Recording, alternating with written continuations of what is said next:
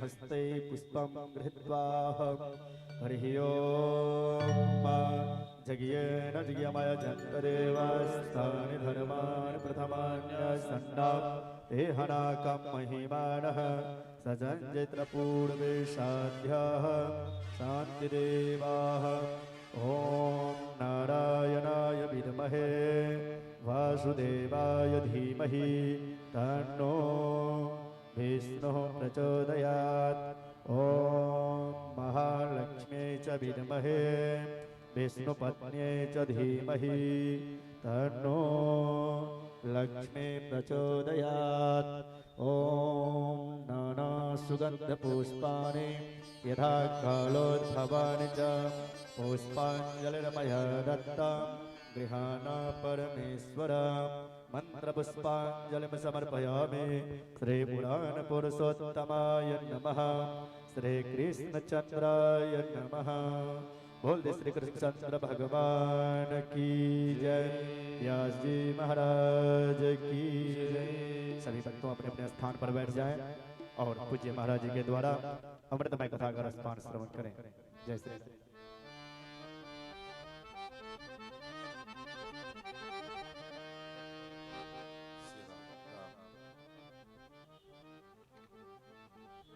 राम राम सिया राम राम सिया राम राम श्री राम श्री राम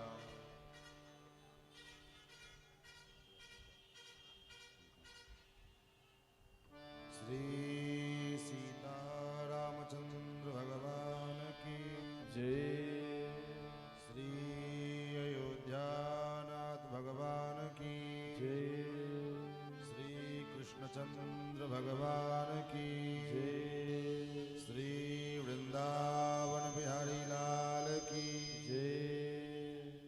श्रीमद्भागवत महापुराण की जय। सप्ताह ज्ञान महायज्ञ की जय। श्री सुखदेव जी महाराज की जय। श्री सूत सौनकाद ऋषि की जय। सब संतन की जय। सब भक्तन की जय।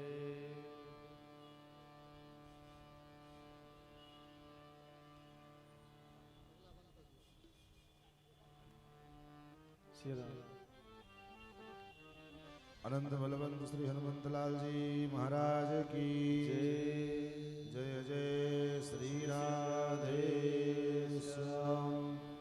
हरि ओम तत्संजोड़ा वृणीमहे गातुं यज्ञाय गातुं यज्ञपतये नमः।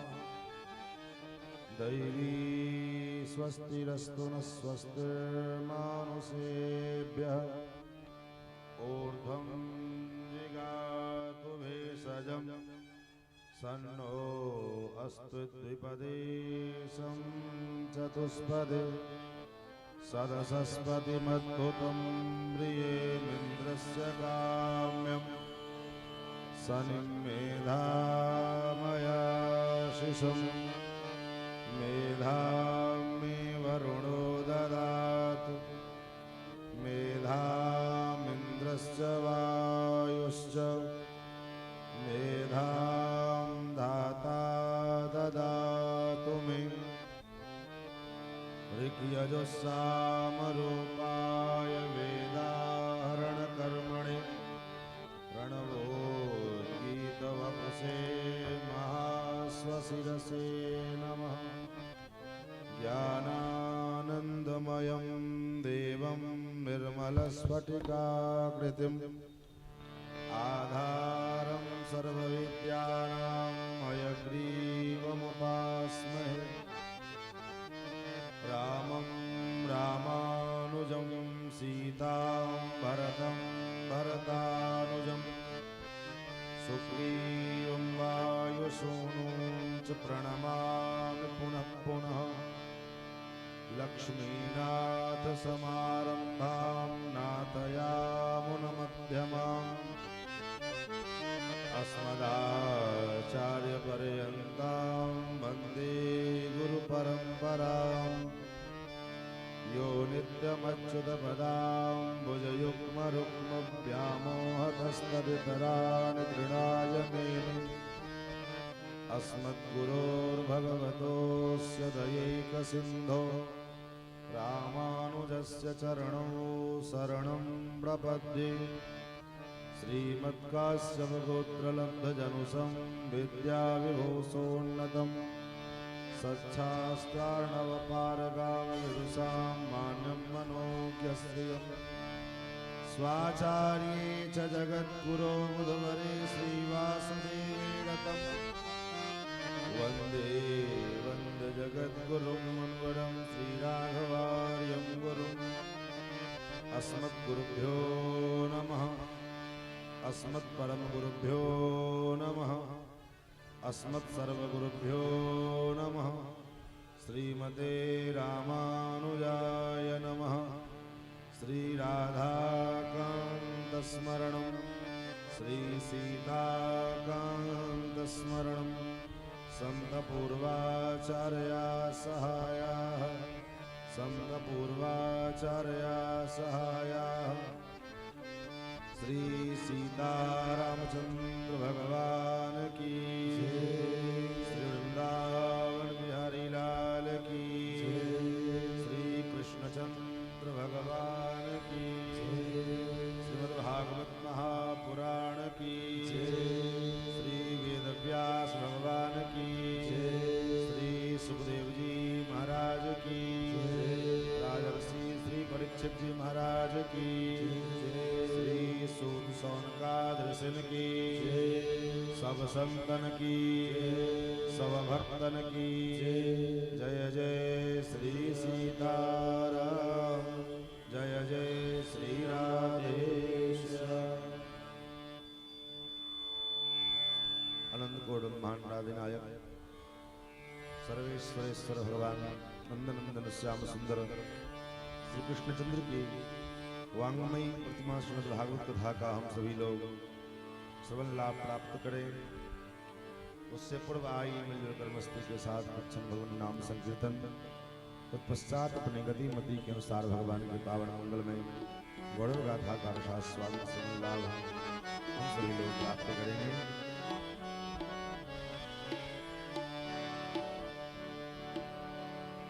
जय राम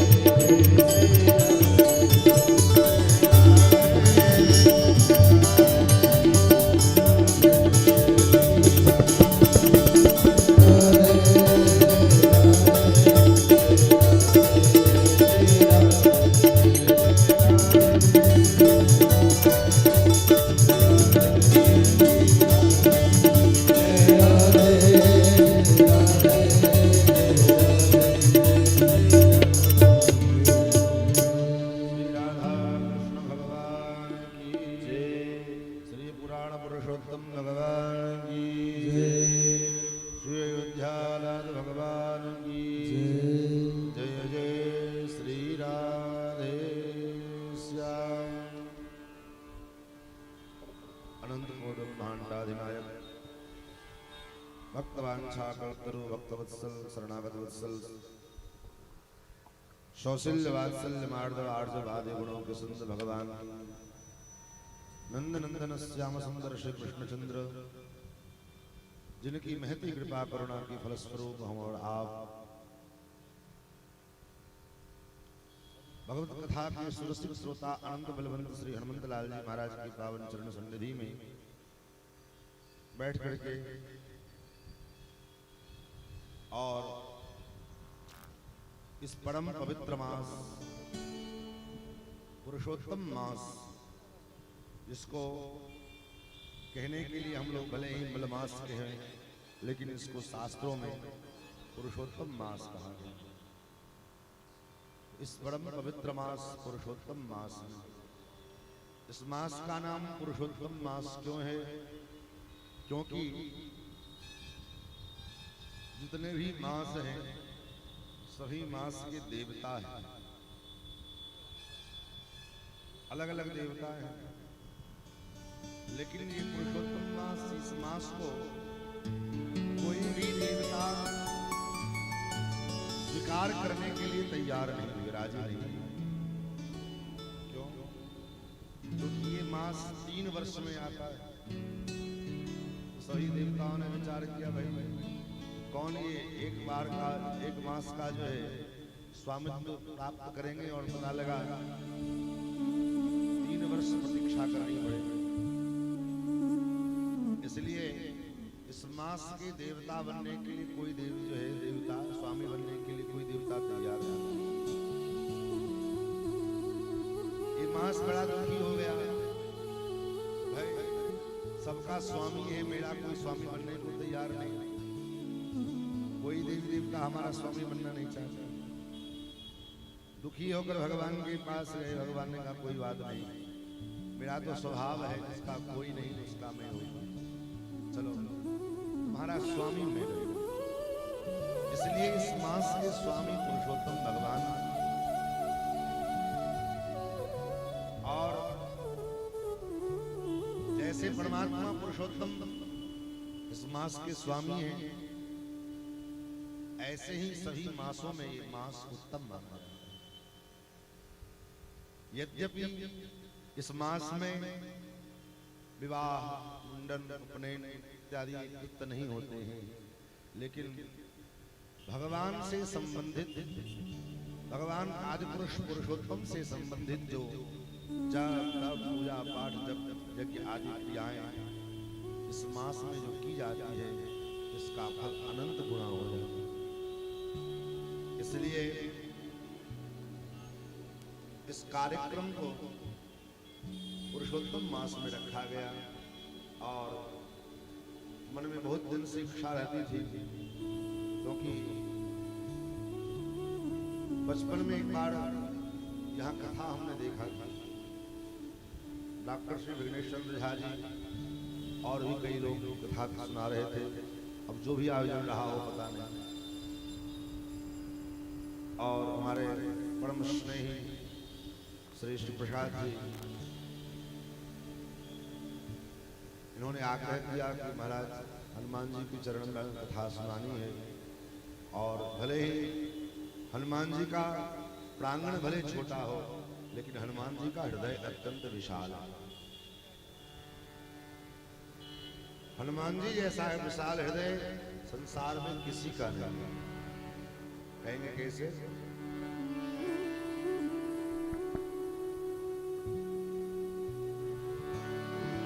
प्रणवो पवन कुमार,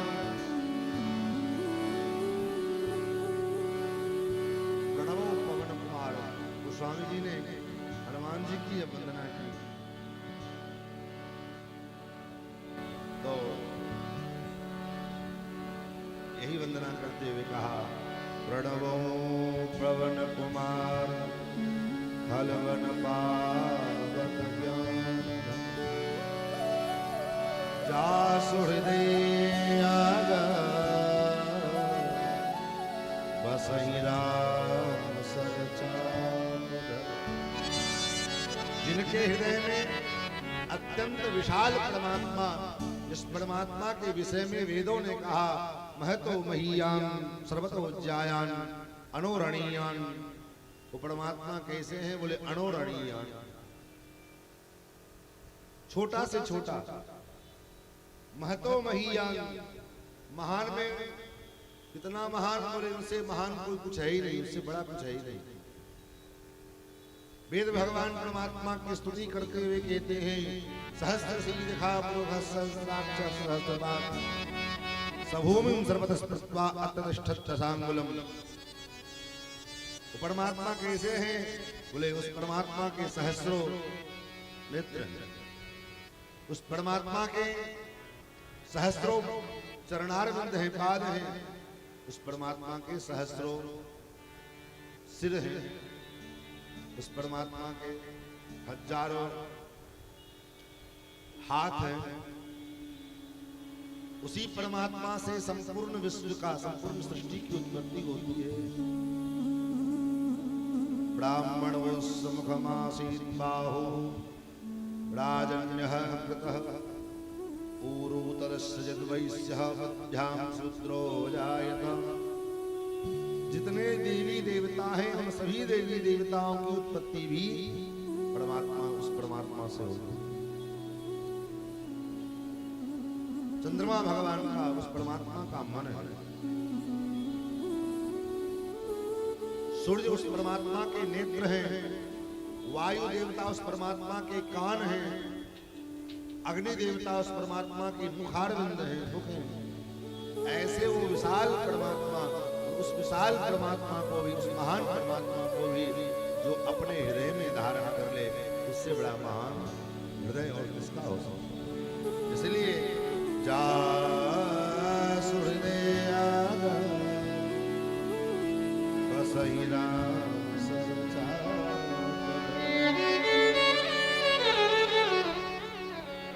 ऐसे आनंद बलवंत श्री हनुमंत लाल महाराज की पावन पवित्र सन्निधि में बैठ करके और भगवान के मंगल में कथा सभा का स्नान इस परम पवित्र मास पुरुषोत्तम मास में हम लोग कर रहे हैं। निश्चित रूप से हम लोग बड़भागी बंधुओं, जीवन का मनुष्य शरीर जो हमने भगवान के द्वारा प्राप्त किया, इस मनुष्य शरीर के द्वारा जीवन का परम लाभ क्या है? अगर व्यवहारिक दृष्टि से विचार करके देखते हैं, आज के आधुनिक काल के विचार दृष्टिकोण से, तो व्यवहार में, समाज में हम लोग यही देखते रहे, जिसके पास बढ़िया गाड़ी हो, बंगला हो, घोड़ा हो, बढ़िया ठाठ बाट से रहने की व्यवस्था हो, अरे वो बड़ा धनवान है, बड़ा भाग्यवान है। क्यों? क्योंकि उसके पास गाड़ी है, उसके पास बंगला है। लेकिन अगर उसी में शास्त्र के दृष्टिकोण से विचार करके अगर देखते हैं कि धनवान कौन है,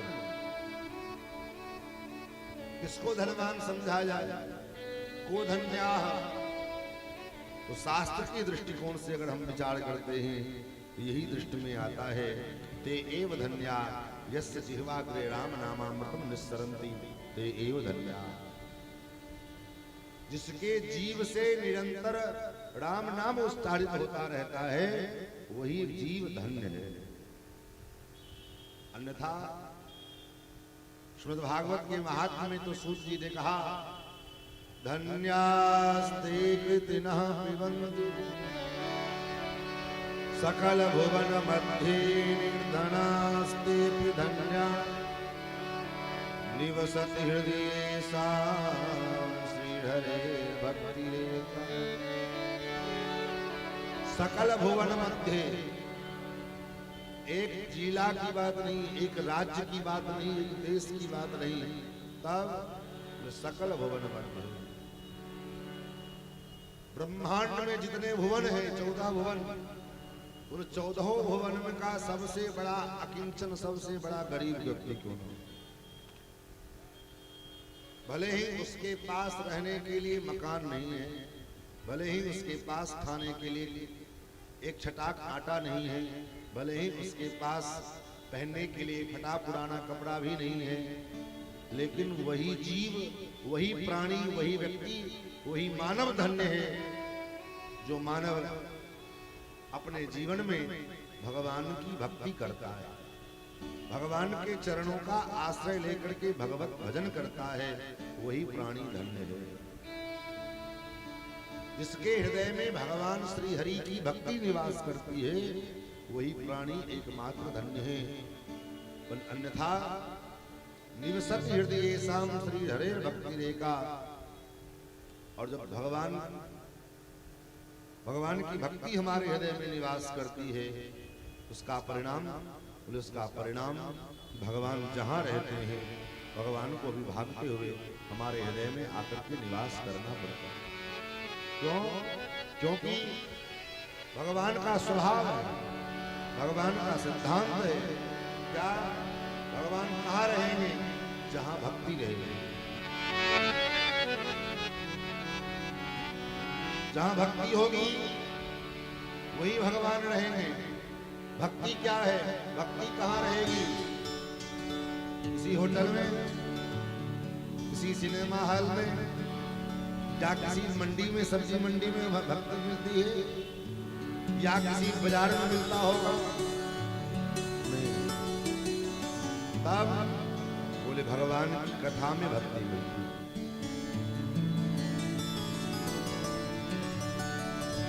राम भगति सुर सरधारा,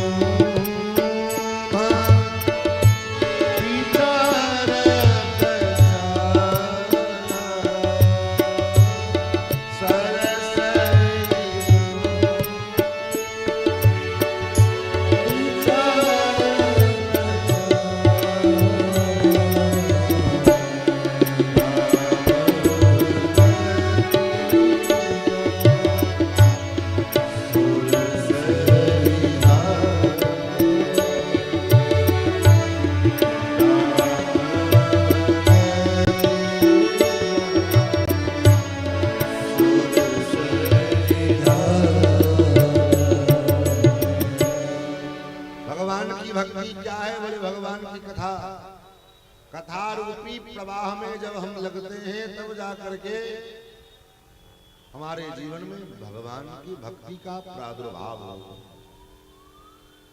भक्ति किसी मार्केट में मिलने वाली वस्तु नहीं है कि चलो धन दे करके, पैसा दे करके खरीद लावे, नहीं मिलेगी।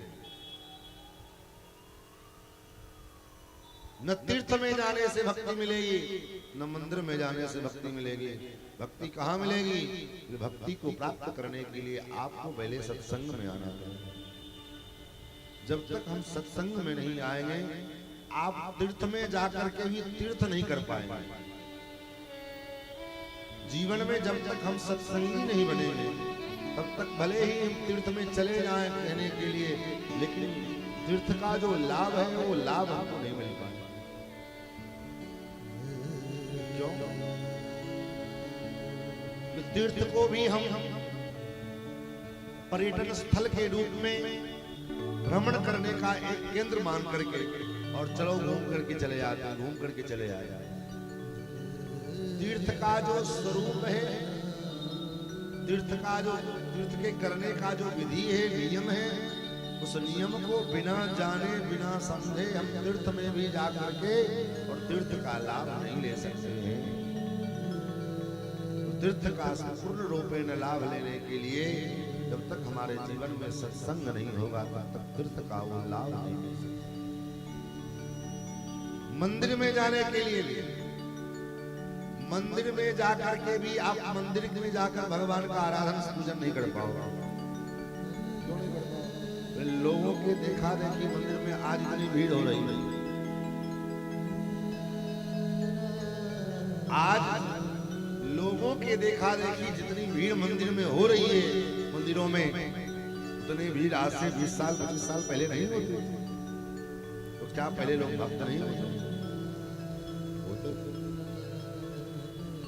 तो फिर मंदिर में जो आज वो भीड़ है वो देखो, भीड़ के साथ हमेशा एक शब्द जुड़ा होता है। भीड़ के साथ हमेशा एक शब्द जुड़ा होता है, भाड़। कहते हैं भीड़ भाड़। तो भीड़ को भक्ति से कोई लेना देना नहीं। भीड़ तो भीड़ भाड़ है, भाड़ है। वो वह वास्तविक में भक्ति का स्वरूप नहीं। भक्ति के वास्तविक स्वरूप को जानने के लिए जीवन में कथा श्रवण करना, सत्संग करना अत्यंत आवश्यक है। और देख लो, आप कहोगे हम कीर्तन से अपना कल्याण कर लेंगे। बोले कीर्तन में चले जाओगे, सीताराम सीताराम खूब चिल्ला चिल्ला करके कर लोगे, झाल पीट लोगे, जो है नाल पीट लोगे, सब कर लोगे। लेकिन जो कीर्तन का स्वरूप है वो कीर्तन का स्वरूप भी बिना सत्संग में आए आप नहीं समझ सकते। क्यों?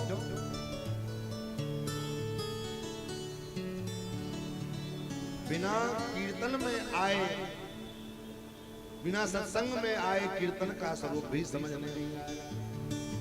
कीर्तन के नाम पे भले ही झाल पीट लो, थपड़ी बजा लो, ठीक है, भगवान का नाम है, ये न किन प्रकार कल्याण करेगा ही करेगा। लेकिन भगवान नाम का जो उच्चारण का स्वरूप होना चाहिए, वो स्वरूप कब आएगा? जब हमारे जीवन में सत्संग उत्पन्न हो। जैसे भगवान कहते हैं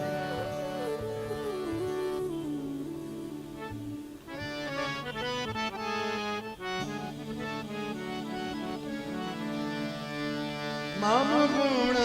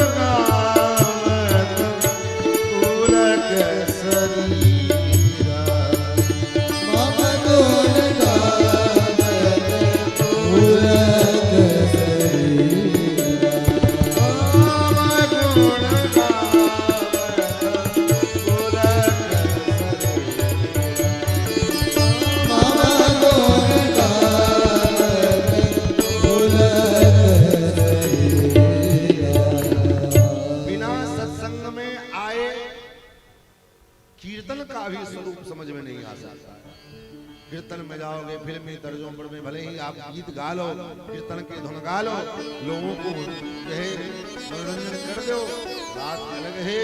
लेकिन अपनी आत्म संतुष्टि के लिए उस कीर्तन का जो सुख है वो सुख तब होगा जब जीवन में सत्संग होगा। तो जीवन में भगवान से जुड़ने का एकमात्र मूल उपाय है, मूल का साधन है सत्संग।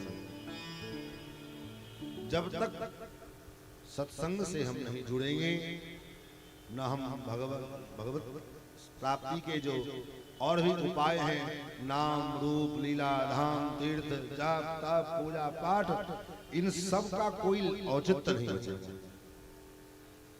इसलिए जीवन में सत्संग परम आवश्यक है।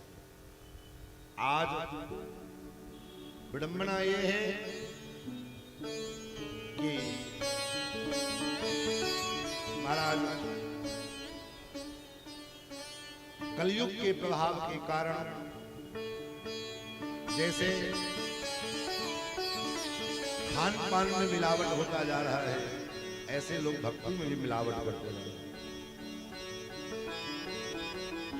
कलिना धर्म मित्रेण धरेयं बाधिता अधुना इस समय कलयुग अपने अधर्म रूपी मित्र के साथ मिलकर के और धर्म के जितने साधन हैं उन सभी साधनों को विकृत करता जा रहा है। चाहे वो कथा हो, चाहे वो कीर्तन हो, चाहे वो तीर्थ हो, चाहे वो जप हो, चाहे वो दान हो, इन सभी संसाधनों के ऊपर कलयुग ने ऐसा प्रहार किया। कथा में मिलावट, कीर्तन में मिलावट। कथा में मिलावट क्या है? बोले कथा के नाम पर में हम कुछ भी कह रहे हैं, कुछ भी सुन लें, ये कथा नहीं है। आज कारण क्या है? बोले कथा के स्तर गिरने का एक कारण ये भी है कि श्रोताओं का स्तर गिर गया। कथा के श्रोताओं के स्तर गिरने के कारण कथा का स्तर गिरता जा रहा है। श्रोता कहेंगे महाराज जब तक बढ़िया ठुमका लगा के नाचे नहीं, खूब ताली बजा करके झूमे नहीं, तो कथा का मतलब है क्या? कथा का मतलब शरीर घूम का नाचना नहीं है। कथा का मतलब झूमने का मतलब शरीर का नाचना नहीं है। कथा का मतलब है कि हमारा मन नाचने लगेगा। कथा में जब हम डूब जाएंगे तो हमारा मन अपने आप कब नाचने लगेगा ये कोई नहीं जानता है। लेकिन कथा सुने तो नहीं मन लगता है, फिर भी बैठो। बच्चा जब स्कूल में जाता है तो पहला दिन, दूसरा दिन, तीसरा दिन उसको नहीं मन लगता है। कथा भी उसी प्रकार है। कथा भी प्राइमरी शिक्षा है। भक्ति के मार्ग में कथा क्या है? बोले प्राइमरी शिक्षा।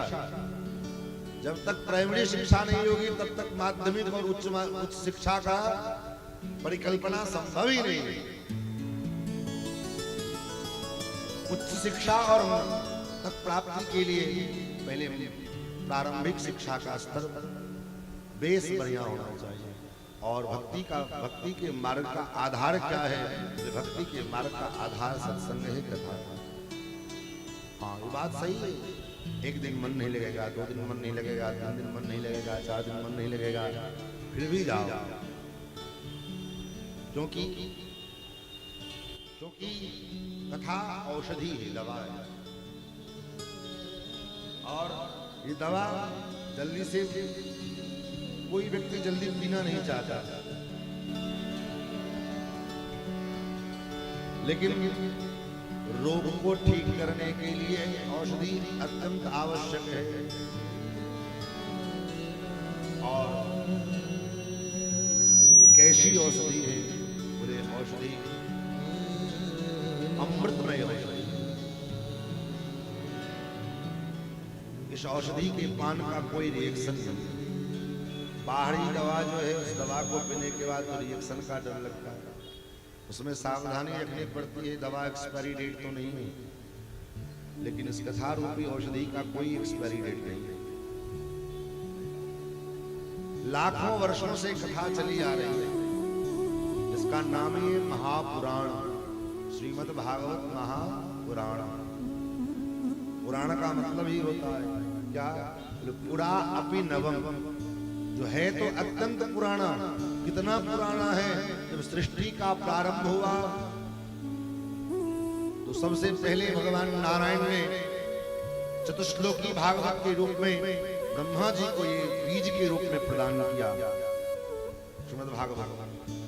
और उसके बाद ब्रह्मा जी ने देवर्षि नारद जी को, नारद जी ने व्यास जी को, और व्यास जी ने फिर इसका 18,000 श्लोकों में विस्तार किया।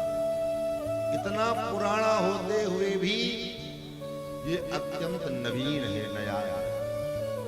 न जाने कितनी बार भागवत कथा, राम कथा सुन चुके होंगे, लेकिन उसके बाद भी जब भी हम कथा सुनने बैठते हैं तो मन ये नहीं, मन कहता है कि नहीं पहली बार सुन रहे हैं, और थोड़ा सुने, और थोड़ा सुने, और थोड़ा सुने। क्यों? क्योंकि ये इसकी एक विशेषता है। तुम्हारा आज से सप्तम दिवस पर्यंत हम लोग श्रीमद् भागवत के आधार अवलोकन में, आलोक में, सत्संग के माध्यम से भगवान के पावन मंगलमय गौरव गाथा का रसास्वादन समझ लाभ। भगवान का पावन चरित्र कैसा है? मंगल कर, भगवान की कथा मंगल करने वाली है।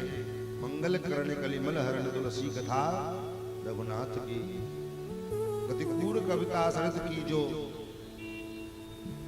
तो हमारे जीवन के समस्त कलमशों का, समस्त मलों का हरण करने वाली है। और उतना ही नहीं, हमारे जीवन की जो व्यथा है उस व्यथा को मिटा देने वाली है। हमारे जीवन की व्यथा कब मिटेगी? जो हमारे जीवन में भगवान की कथा है। ये हम इसलिए नहीं करें कि चलो हमारा अपना मार्केट तैयार करना है, ये वास्तविकता है। कथा तो आप सुनो चाहे ना सुनो, हमारा काम है कथा सुनाना, हम सुनाते रहेंगे। ना सुनोगे आप 4 आदमी सुनोगे, 1 आदमी सुनोगे, ठाकुर जी सुनने वाले सुनेंगे, हमारे प्रधान श्रोता हनुमान जी सुनेंगे। लेकिन सच्चाई यही है, जीवन की व्यथा को समाप्त करने के लिए भगवान की कथा अत्यंत आवश्यक है। अरे हम आपको सामान्य जी रहे हैं, भगवती श्री जानकी जी से ज्यादा सामर्थ्यवान तो हमारा नहीं, हम नहीं। भगवती श्री जानकी जी के मन की, जीवन की जो व्यथा, उस व्यथा को भी भगवान की कथा दूर करती है। कैसे? बोले, जब हनुमान जी महाराज ने देखा रावण के त्रास के कारण भगवती जानकी अत्यंत दुखी हैं और विरह से परेशान है, देखी परम विरहा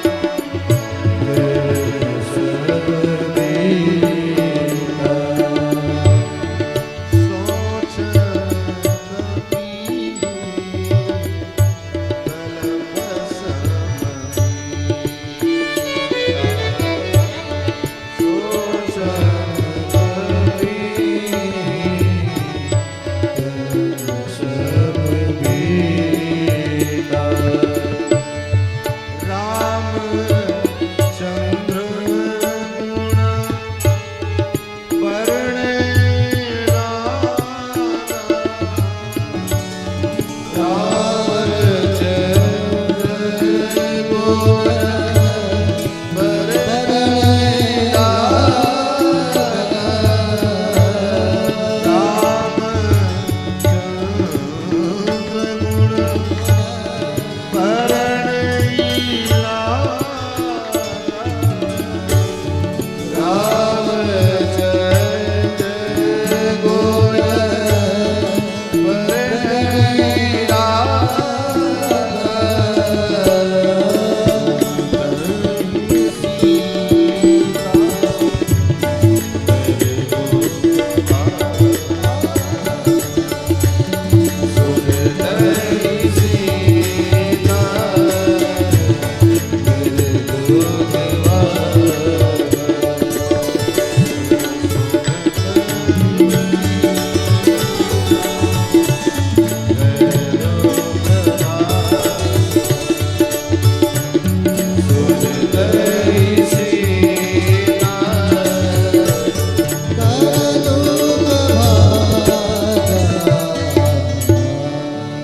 रामचंद्र गुण वर्ण लागा सुनते ही सीता कर दो भागा।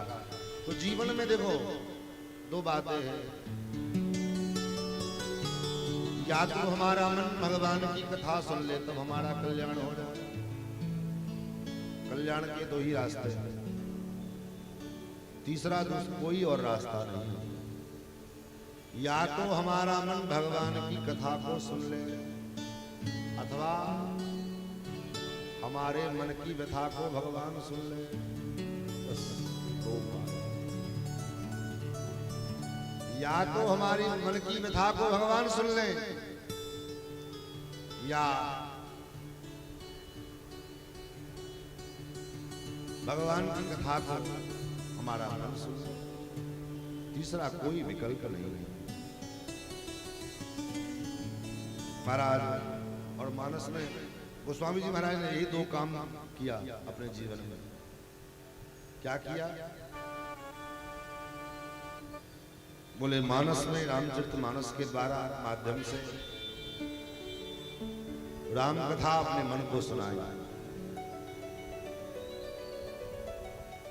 मानस के माध्यम से राम कथा अपने मन को सुनाई और विनय पत्रिका में विनय जी में विनय पत्रिका में मन की व्यथा को भगवान को सुनाया। दो काम, या तो हम भगवान की कथा को सुन ले या भगवान हमारे मन की व्यथा को सुन ले। तीसरा कोई विकल्प नहीं, कोई उपाय नहीं। तो हम लोग बड़म बड़भागी हैं श्री हनुमान जी महाराज के पावन चरण सन्निधि में उनके पावन मंगलमय गौरव गाथा का रसास्वादन, भगवान के चरित्र का रसास्वादन सुवन लाभ प्राप्त कर रहे हैं। यद्यपि आज प्रथम दिवस और प्रथम दिवस भूमिका की होती है।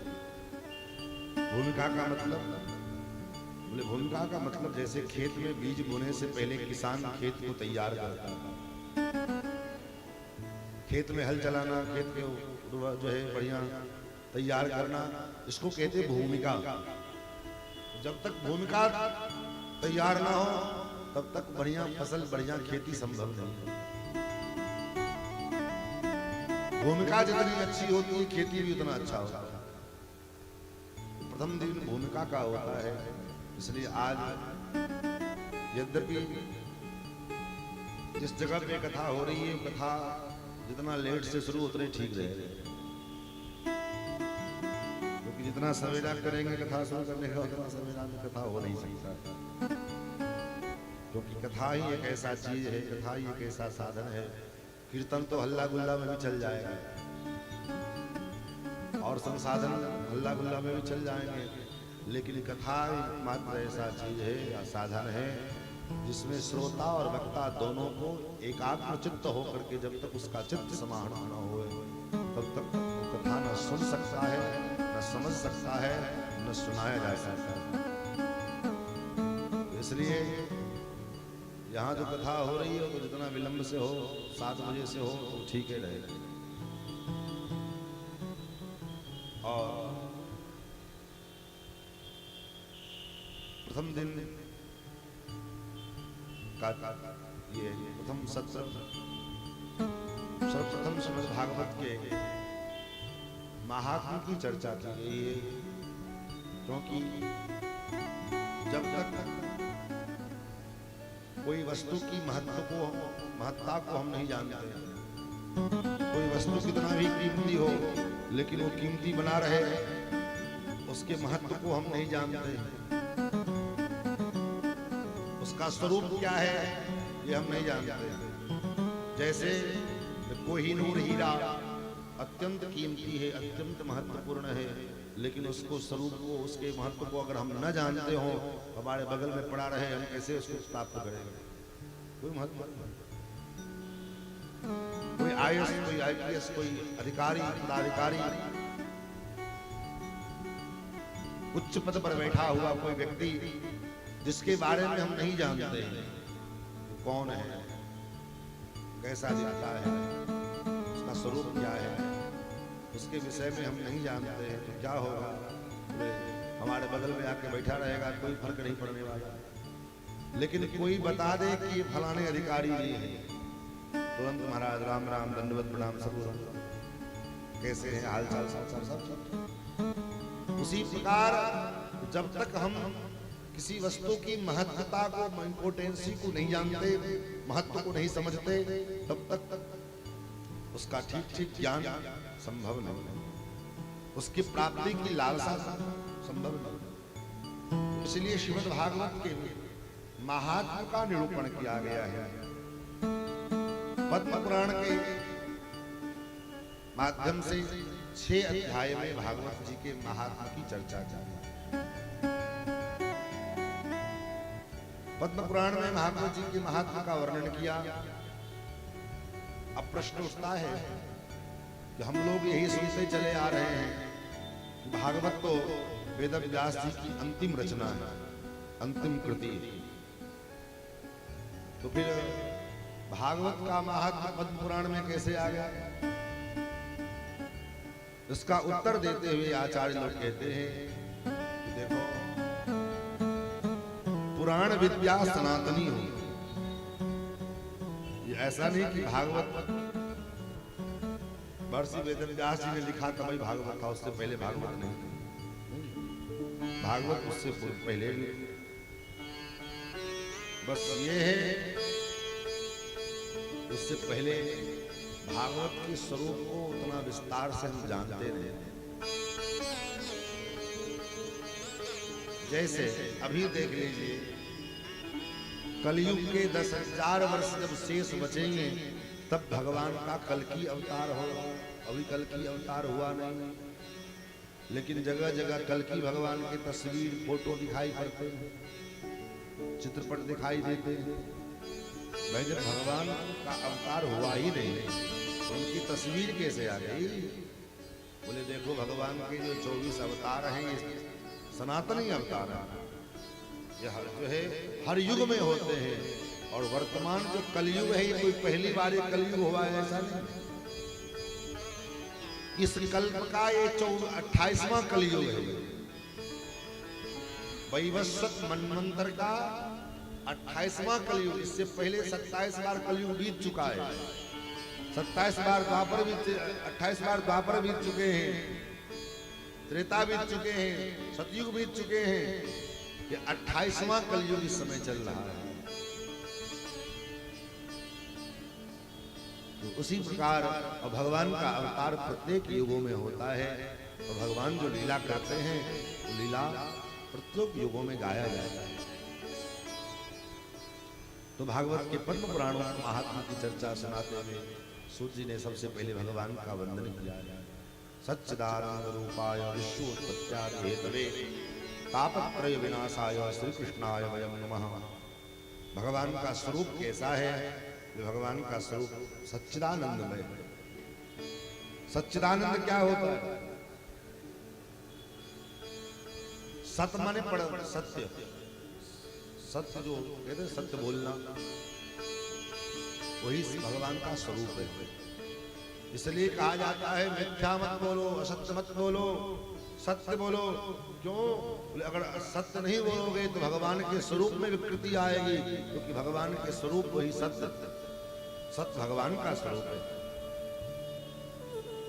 सत हरि भजन जगत सब सपना, सत्य है भगवान का स्वरूप है। भगवान के स्वरूप को विकारो मत। भगवान का दूसरा स्वरूप है चित्त। जैसे मनुष्य का शरीर 5 प्रकार के तत्वों से निर्मित होता है। पृथ्वी, जल, तेज, वायु, आकाश। 5 तत्वों के द्वारा बनी ही पृथ्वी, मनुष्य शरीर। क्षिति जल पावक गगन समीरा, पंच रचित अति अधम शरीरा।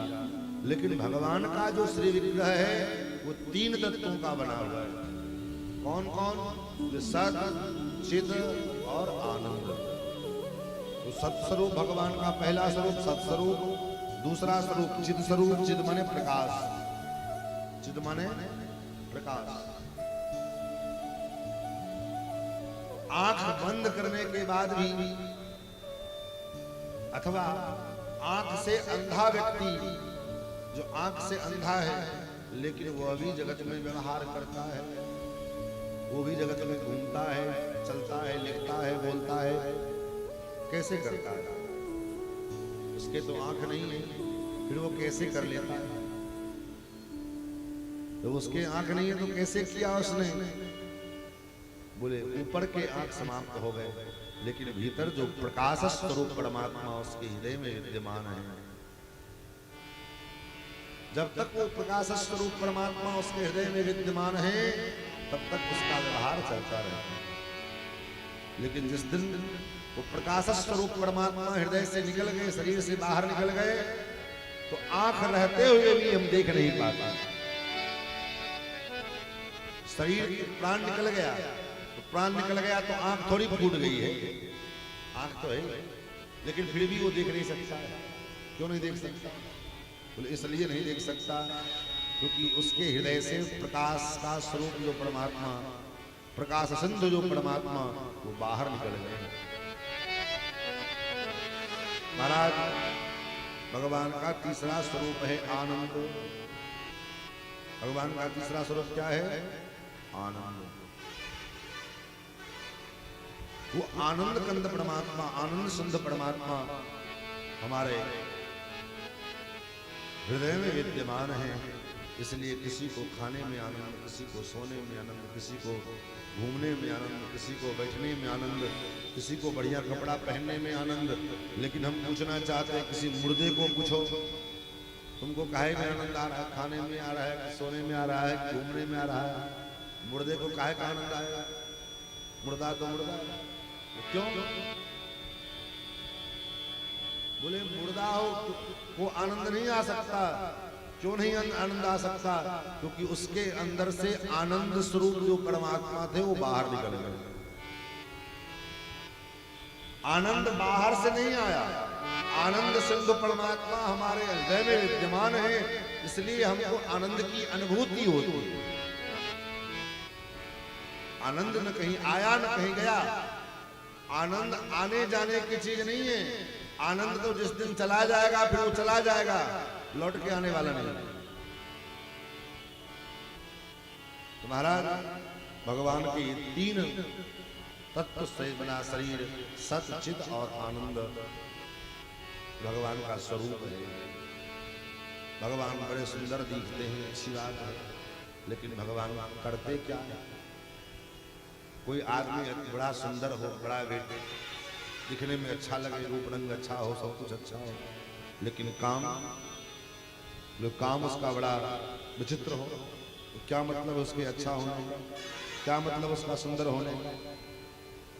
भाई, रूप के साथ साथ काम भी तो अच्छा होना चाहिए। रूप लेकर क्या होगा? केवल रूप हो और काम अच्छा ना हो तो उस रूप का कोई मतलब नहीं है।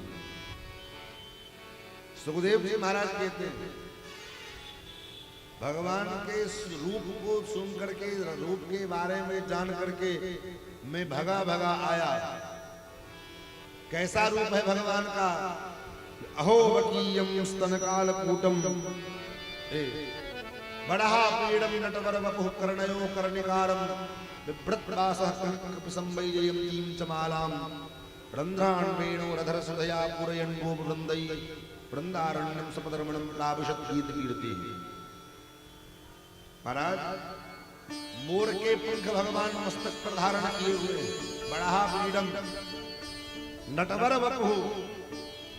भगवान का जो शरीर है, भगवान के शरीर की बनावट कैसी है? बोले नटवर वपुः। नटवर कहते हैं नट माने नाचने वाला, नट माने नाचने वाला। और उन नाचने वालों में जो श्रेष्ठ है कौन? बोले भगवान नंद नंदन श्याम सुंदर श्री कृष्णचंद्र। नटा नाम बरह नट बरह। नटों में जो श्रेष्ठ, नटों में जो वर कौन? बोले नटवर नंद किशोर। भगवान का वपु कैसा है, शरीर कैसा है? बोले नटवर के समान। आप आज तक कोई ऐसा फोटो नहीं देखोगे भगवान श्री कृष्ण का जिस तस्वीर में, जिस चित्र में, जिस फोटो में भगवान श्री कृष्ण सीधे खड़े होंगे मिलेंगे, एक भी तस्वीर आपको नहीं मिलेंगे। हाँ, रामावतार में भगवान सीधे खड़े मिलेंगे। राम जी का फोटो जहां मिलेगा, तस्वीर जहां मिलेगी, वहां राम जी सीधे खड़े मिलेंगे। लेकिन भगवान श्री कृष्ण का जो तस्वीर है, चित्र है, फोटो है, वो आपको जहां भी कहीं मिलेगा वो टेढ़ा ही मिलेगा। तो क्यों? क्योंकि भगवान नटवर है, नटों में वर है, श्रेष्ठ। नटवर वपुः कर्णयोः कर्णिकार, कानों में कनेर के पुष्प का कुंडल धारण किए हुए। कनेल के फूल का जड़ होता है वो टेढ़ा होता है, बंसी के जैसा टेढ़ा। तो भगवान क्या करते हैं, उसको कान में खोस लेते हैं। छेदा है कान में, उसके जड़ को ऐसे खोस दिया, तो कुंडल बन गया। कर्णयोः कर्णिकारम बिभ्रत वासा कनककपिशम। भगवान जो वस्त्र धारण किए हैं वो कैसा है? विभ्रत वासा कनककपिशम वैजयंतीं च मालाम। आकाश में चमकने वाली जो बिजली, उस बिजली के चमक को भी जो मात दे देवे, ऐसे भगवान श्याम सुंदर श्री कृष्ण के दिव्य पीतांबर और गले में सुंदर वैजयंती की माला, वैजयंतीं च मालाम रंध्राण वेणु रधर सुधया पुरयन गोपवृंदई। जब चलते हैं तो वृंदावन के अरण्य में अपने अधरों के ऊपर बांसुरी को रख करके और मुरली के रब को कर्णव करते हुए, मुरली की ध्वनि को प्रकट करते हुए जब श्याम सुंदर गायों और बछड़ों के पीछे पीछे चलते हैं तो महाराज प्रकृति मंडल स्तंभित हो जाता है। संपूर्ण चर अचर पूरा वातावरण जैसे मूर्ति बन जाता है। ये भगवान का दिव्य स्वरूप। लेकिन महाराज ये तो भगवान का स्वरूप है, स्वभाव कैसा है? स्वभाव कहते हैं महाराज, अहो बकीयम स्तनकालकूटम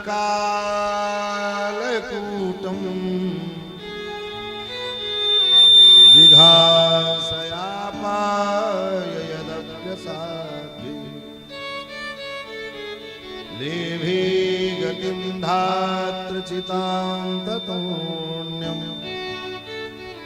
कंबादयालं शरणं व्रजे।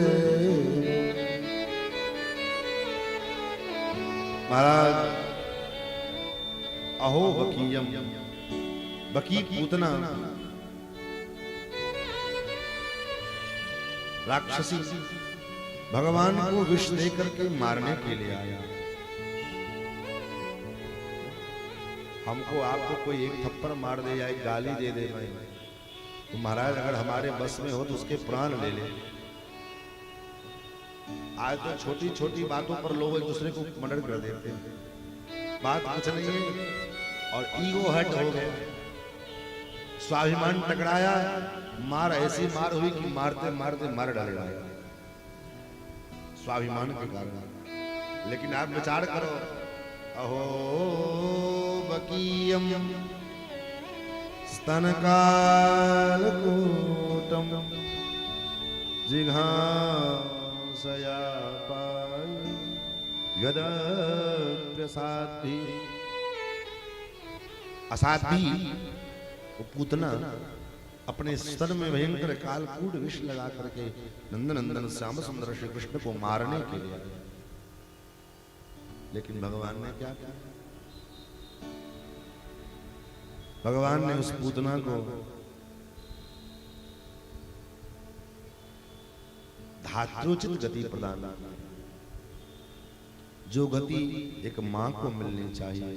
भगवान भूल गए ये मुझे विषपान कराने के लिए आया है। भगवान ने इस बात को याद नहीं रखा।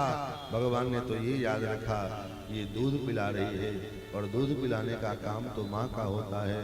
और जो गति भगवान ने अपनी माता देवकी को प्रदान किया है, जो गति माता यशोदा को प्रदान किया है, सो गति भगवान ने पूतना को प्रदान किया। ये भगवान का स्वभाव है, ये भगवान की उदारता है, ये भगवान का परम औदार्य है। प्रभु, जब आपने विषपान कराने वाली पूतना का उद्धार किया, विषपान कराने वाली पूतना का उद्धार कर सकते हो, हे नाथ, क्या हम उस पूतना से भी गए गुजरे हैं? हम तो कम से कम 2-4 ही बार सही, लेकिन आपका चिंतन तो कर लेते हैं। 2-4 बार सही, दिन में धोखे से ही सही, लेकिन कम से कम राम राम तो कर लेते हैं। पूतना तो महाराज आपको मारने के लिए आई थी, तो क्या आपने पूतना का उद्धार किया, क्या हमारा उद्धार नहीं करोगे? पूतना का उद्धार कर सकते हो और क्या हमारा उद्धार नहीं कर सकते हो? क्यों? आपके स्वभाव में कोई परिवर्तन हुआ है क्या? गोस्वामी श्री बिंदु जी महाराज कहते हैं, भगवान से प्रार्थना करते हुए, हे नाथ, क्या वह स्वभाव पहला सरकार अब नहीं है, क्या वह स्वभाव पहला सरकार अब नहीं है, क्या वह स्वभाव पहला सरकार अब नहीं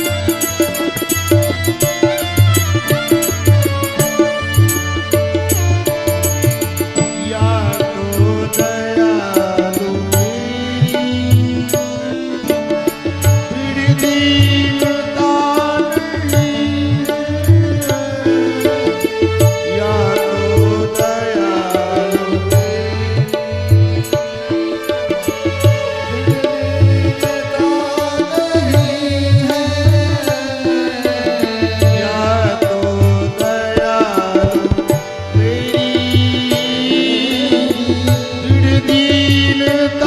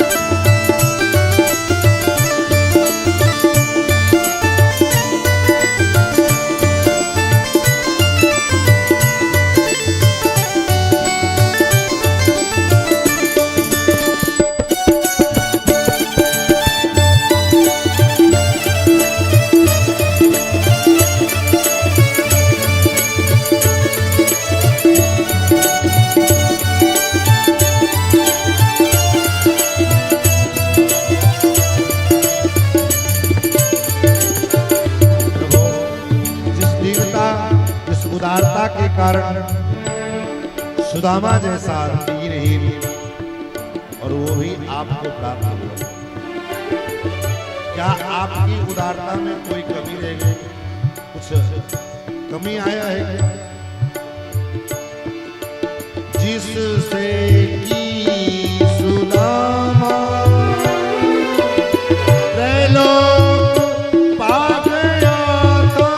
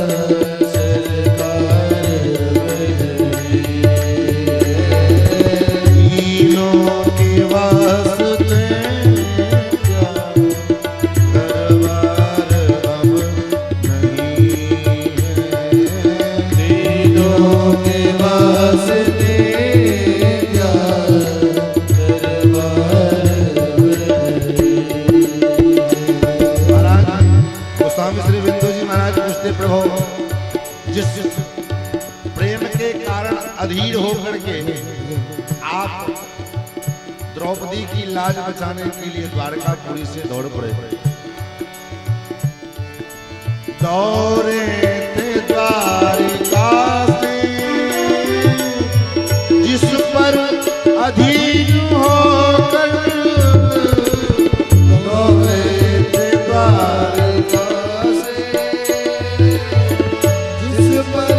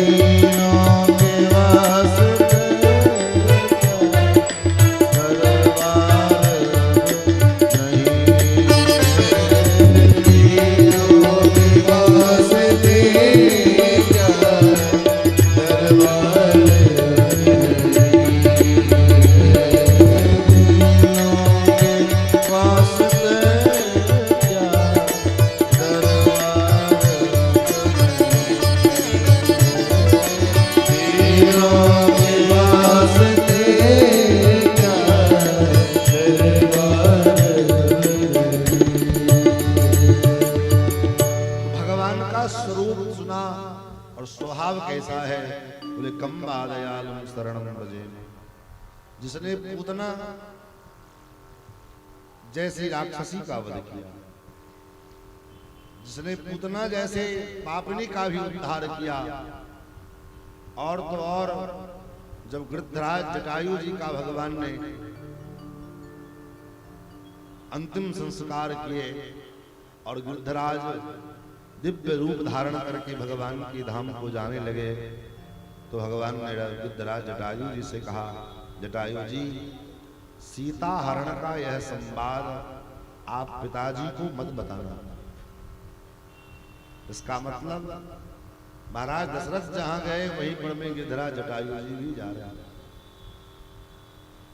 तभी तो संवाद बताएंगे। तो पिताजी को ये संवाद मत बताना। प्रभु हम नहीं बताएंगे तो कौन बताएगा?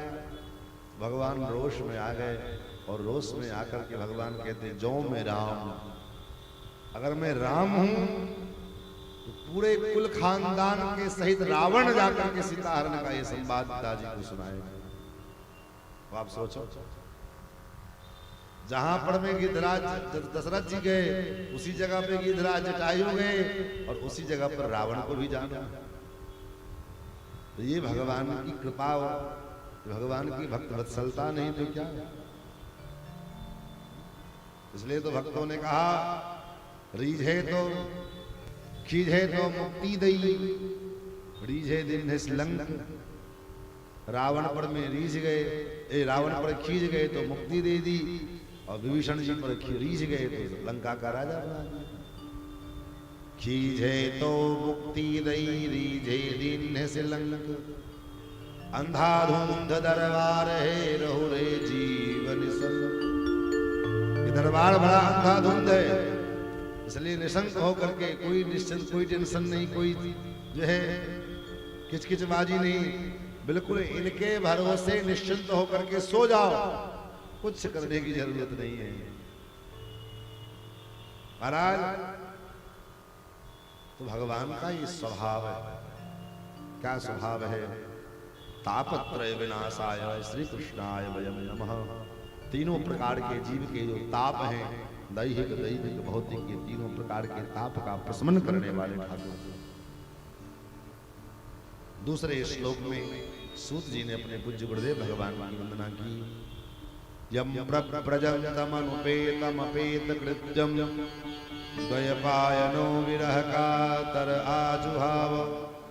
पुत्रेति तन्मयतया तरवोहिनीदो, स्तम सर्वभूत हृदयं मुनिमातोऽस्मि। महाराज गुरुदेव जिनका जन्म संस्कार हुआ, जन्म लेते ही संन्यास ले लिया, चले गए। पीछे से श्री वेदव्यास जी महाराज, हे पुत्र, हे पुत्र, हे पुत्र, ठहर जाओ, ठहर जाओ। विरह से कातर श्री सुखदेव जी महाराज के पीछे पीछे वेदव्यास जी चल पड़े। किसी ने कहा, देखो देखो ये पुत्र मोह कितना खतरनाक होता है। व्यास जी जैसे परम ज्ञानी को भी पुत्र मोह हो गया। ये पुत्र मोह बड़ा बलवान होता है। तो किसी ने, आचार्य ने समाधान दिया, भाई जिन व्यास जी की वाणी का आश्रय लेकर के बड़े बड़े मोहांत का मोह दूर हो जाता है, क्या ऐसे व्यास जी को भी मोह हो सकता है ना? तो फिर व्यास जी जो ये लीला कर रहे हैं ये क्या है? बोले ये पुत्र का वियोग नहीं है। तब बोले व्यास जी जानते हैं ये कोई साधारण पुत्र, साधारण बालक नहीं है, यह तो मेरा पुत्र परमहंस शिरोमणि है। और व्यास जी को एक संत का वियोग उत्पन्न हुआ, एक संत का वियोग उत्पन्न हुआ व्यास जी के मन में। क्योंकि संत में और असंत में यही तो अंतर है।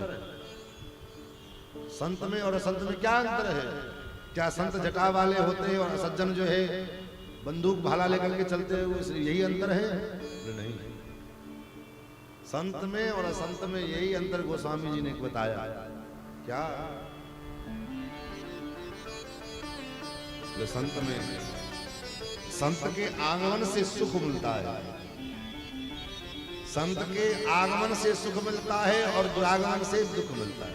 वो चले जाए, जाने लग जाए, प्रस्थान करें तो मन में दुख उत्पन्न हो। और असज्जन दुर्जन, दुर्जन के आने से दुख होता है और जाने से सुख होता है। ये अंतर है महाराज, यही अंतर है।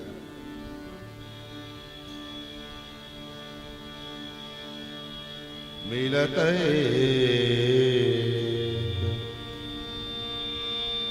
दारुण दुख दे,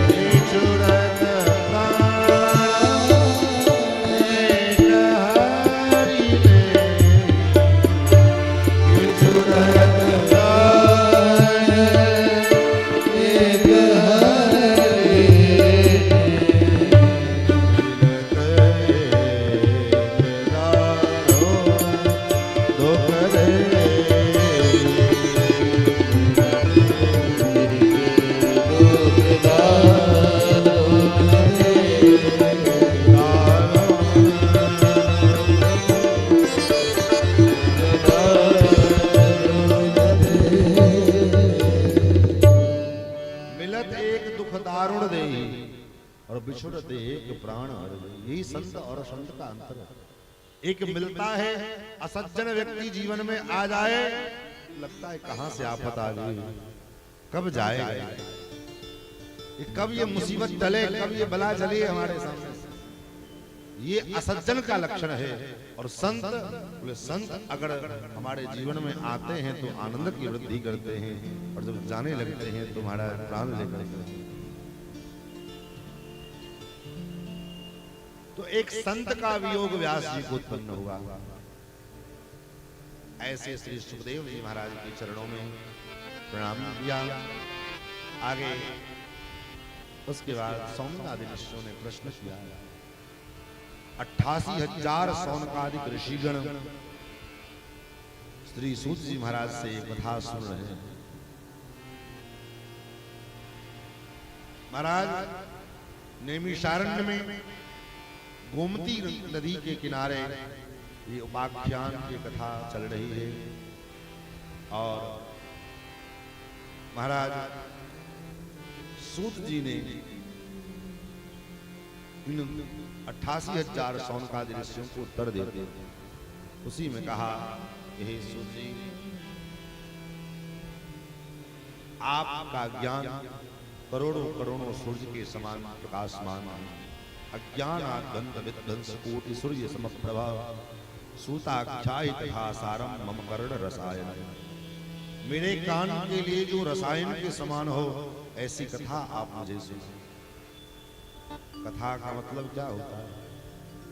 आपस में जो बात करते हैं आप लोग, वो भी कथा। कथ्यते इति कथा।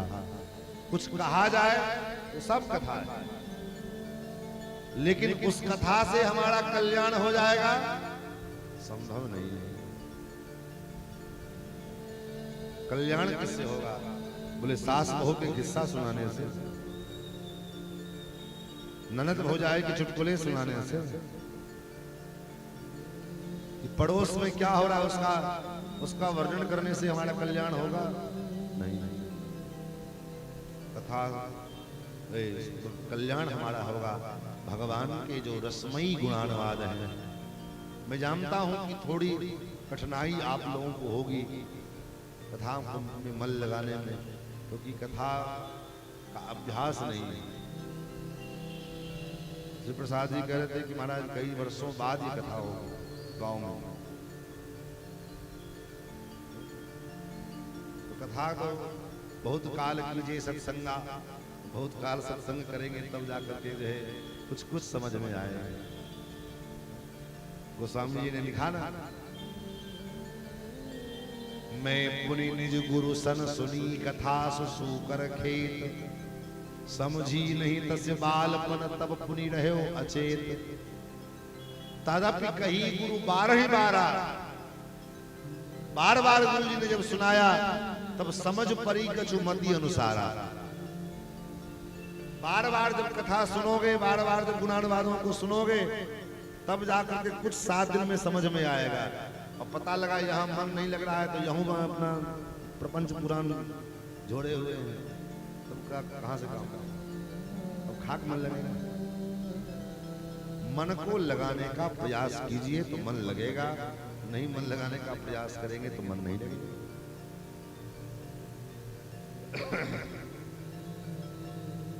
सूत जी महाराज जी पावन चरित्र सुना रहे हैं। सूत जी कहते हैं, यह मुनिवरों, ये मनुष्यरों, ये कथा जो है बड़ा दुर्लभ है। ये बड़े पुण्य का ऐसा प्रभाव होता है, जब मनुष्य का पुण्य उदय होता है तब जाकर के ये कथा श्रवण करने का अवसर प्राप्त होता है। क्यों? क्योंकि अनेक प्रकार के जो जंजाल हैं यही हमको कथा से दूर करते हैं। गृह कारज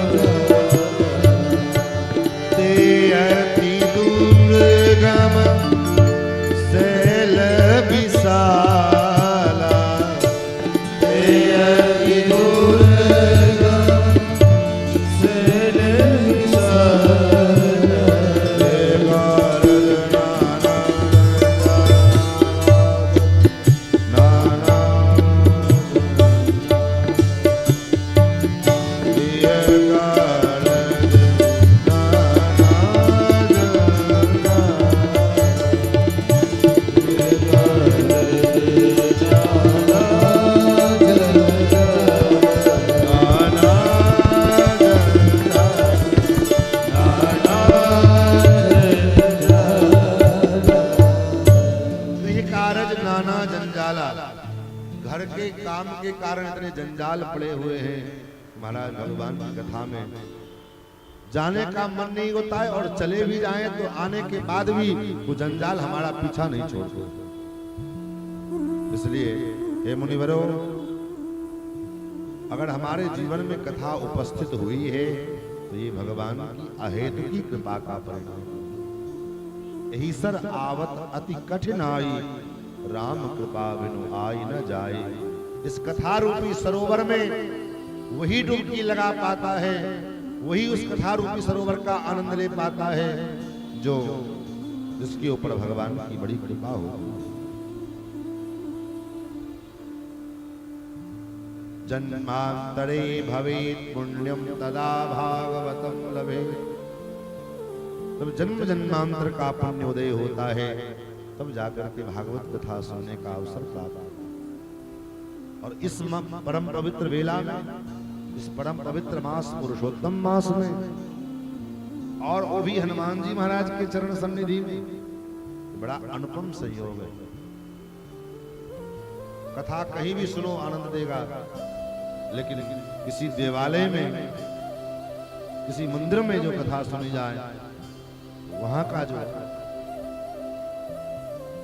लाभ है वो अद्भुत लाभ है।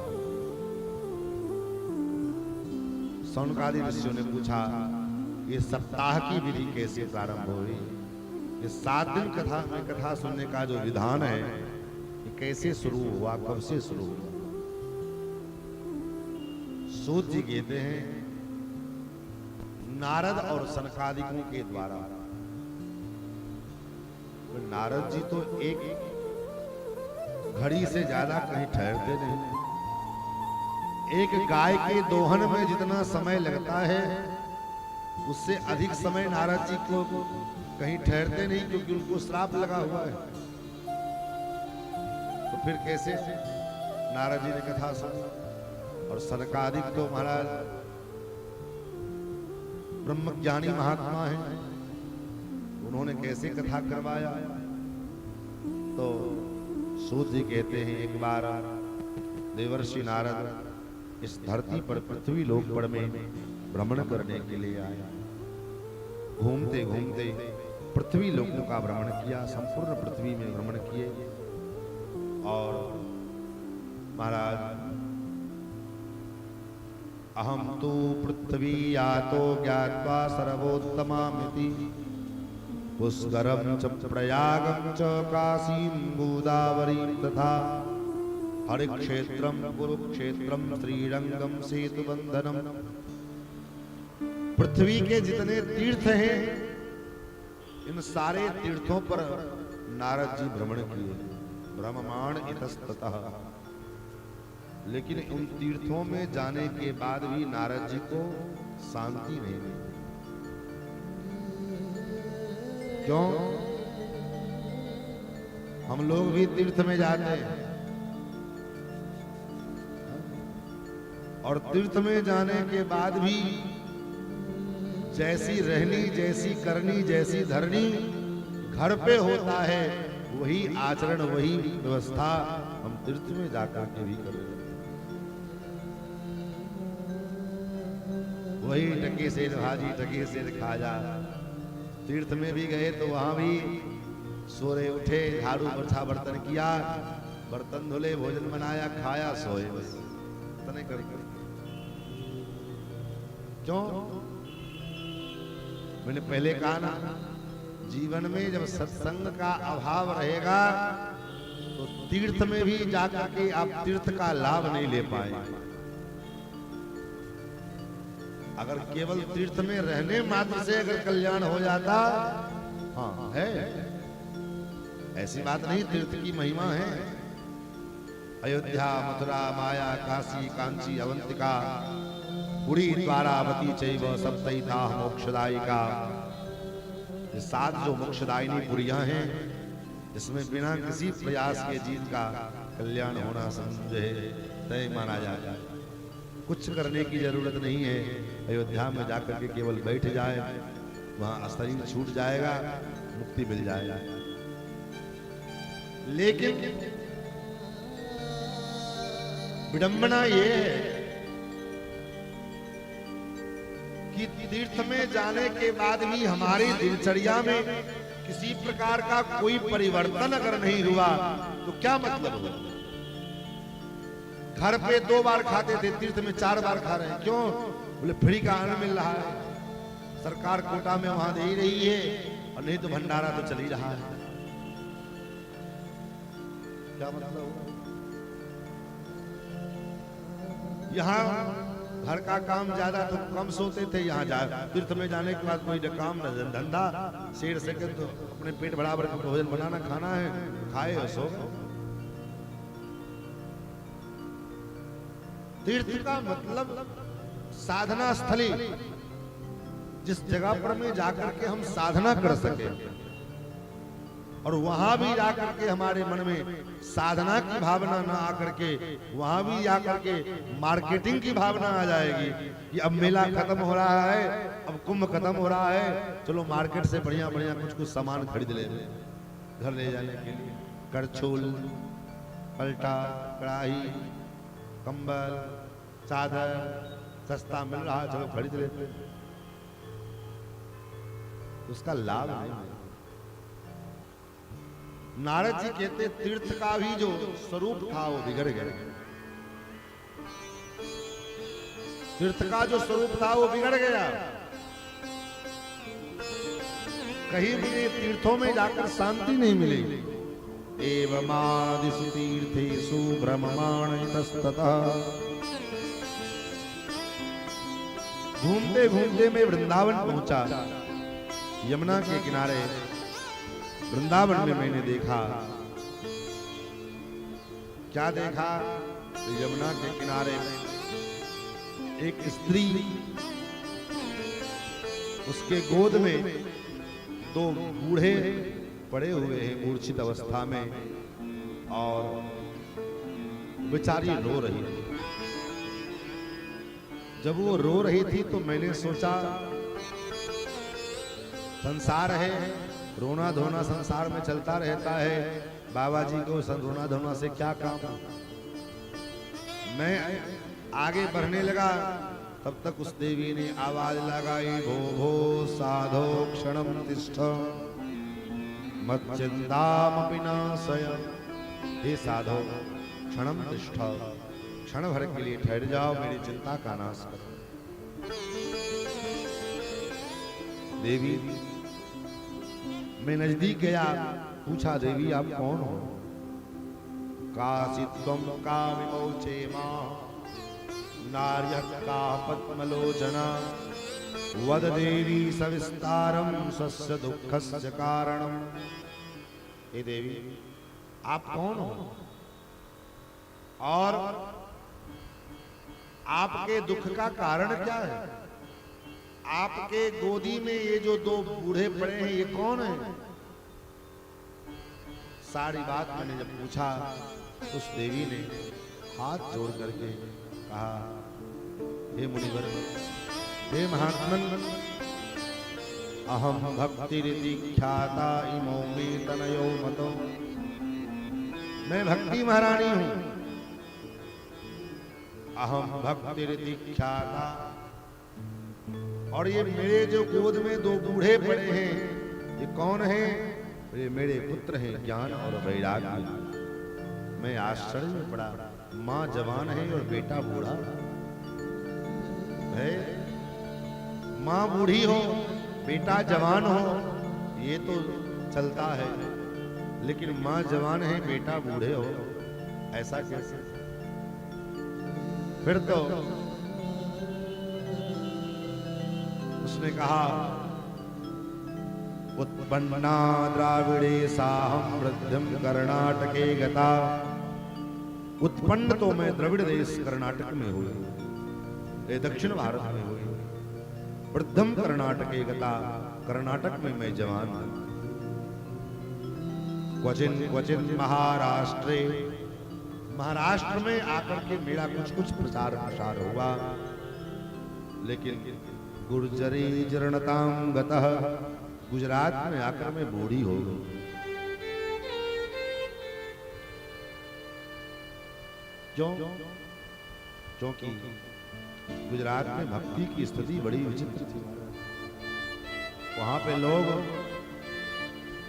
कोई माला मुद्रा देख लें तो उसकी इतनी निंदा करें, इतनी निंदा करें, उसका कोई जवाब नहीं। वो तो श्री नरसिंह जी का प्रादुर्भाव हुआ गुजरात की धरती में, तो नरसिंह मेहता जी के प्रभाव के कारण गुजरात में आज जो कुछ भक्ति दिख रही है, वो नरसिंह जी की कृपा का परिणाम।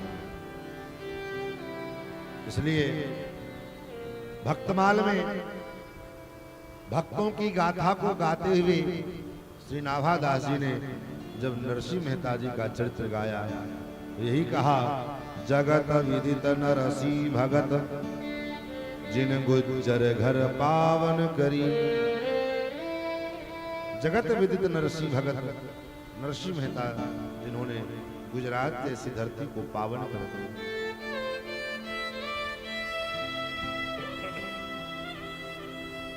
महाराज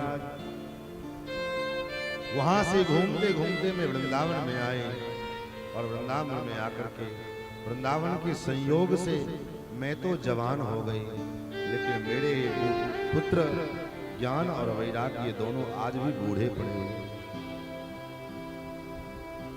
महाराज, माँ बूढ़ी हो बेटा जवान हो, ये तो सुख है, लेकिन माँ बूढ़ी है, माँ जवान है और बेटे बूढ़े हो गए, यही मेरे दुख का कारण है। नारद जी ने पहले तो भक्ति महारानी की बड़ी विशेषता है। आज मेरा जीवन धन्य हो गया। आज मैंने भक्ति का साक्षात्कार किया, आज मैंने इस भक्ति का साक्षात दर्शन किया। नारद जी कहते देवी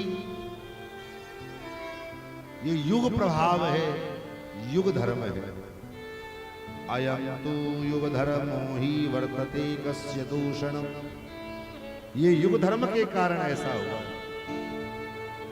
देवी जनता ये कलयुग का प्रभाव है। कलयुग के प्रभाव के कारण आपके बेटे की ये दशा हो रही है। भक्ति महारानी ने कहा तो राजा परीक्षित ने इस कलयुग का वध क्यों नहीं कर दिया? कलयुग में इतना दोष था तो इस कलयुग को मार देना चाहिए था राजा परीक्षित को। तो नारद जी कहते देवी तुमने सही कहा, कलयुग में बहुत दोष है, लेकिन एक सबसे बड़ा महान गुण है। क्या महान गुण है? यत् फलम नास्ति तपसा न योगेन समाधिना तत्फलम लभते सम्यक् कलौ केशव कीर्तन। सतयुग त्रेता द्वापर में जो फल तपस्या यज्ञ पूजा साधना करके प्राप्त होते थे, कलयुग में वह फल केवल और केवल भगवान के नाम संकीर्तन मात्र से हो जाता है। कलौ तत्हरि कीर्तनात्, कलयुग में वो फल केवल हरि के कीर्तन मात्र से हो जाते हैं। इसलिए राजा परीक्षित ने कलयुग के इस महान गुण को देखा। इस महान गुण को देखने के बाद भी महाराज परीक्षित इस कलयुग को छोड़ दिया। इस कलयुग का क्या सबसे बड़ा महान गुण है? इस कलयुग का सबसे महान गुण यही है, इस कलयुग में भगवान श्री हरि के नाम का कीर्तन और कीर्तन के माध्यम से जीव अपना कल्याण करे।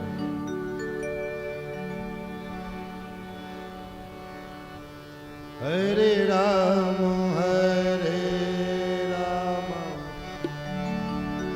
राम राम हरे हरे, हरे कृष्ण कृष्ण कृष्ण हरे राम राम राम हरे हरे कृष्ण। सभी लोग भाव से नाम कृष्ण कृष्ण हरे राम राम राम हरे कृष्ण कृष्ण कृष्ण कृष्ण हरे राम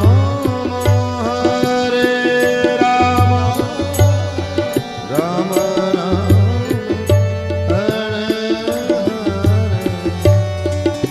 हरे कृष्ण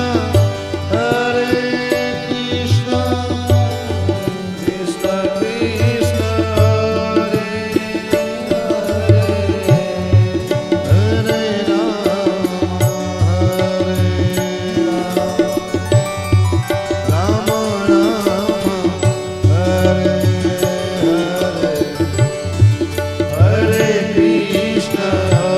हरे कृष्ण कृष्ण कृष्ण हरे राम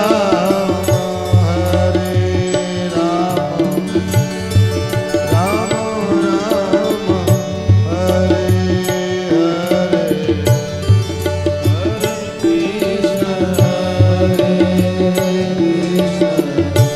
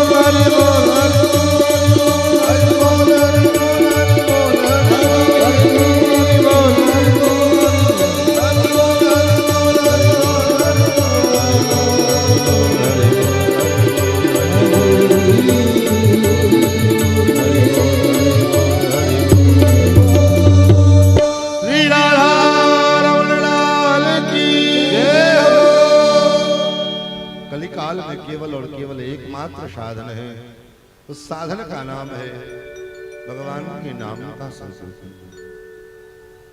इसलिए हे देवी, महाराज परीक्षित ने चाहते हुए भी कलयुग का वध नहीं किया। देवी और विप्रैर्भागवती वार्ता गेहे गेहे जने जने कारिता कर्णलोभेन कथा सारस्ततो गतः। कण के लोभ के कारण, धन के लोभ के कारण लोग जो अनधिकारी है, कथा कहने का अधिकार जिनको नहीं है, ऐसे लोग भी धन के लोभ के कारण कथा को व्यापार बना करके और कथा का व्यापार कर रहे हैं, जिसका परिणाम कथा सारस ततो गतः, कथा का सार समाप्त। हम बीमार पड़ते हैं तो जो स्पेशलिस्ट डॉक्टर हो पहले उसका खोज करते हैं, इस बीमारी का स्पेशलिस्ट डॉक्टर कौन है, उसके पास इलाज कराने के लिए चलेंगे। लेकिन विचार करो, कथा करवाना हो उसमें भी तो स्पेशलिस्ट खोजना चाहिए। जो कथा का स्पेशलिस्ट हो उससे कथा सुनो, जिसको कथा का अधिकार प्राप्त हो।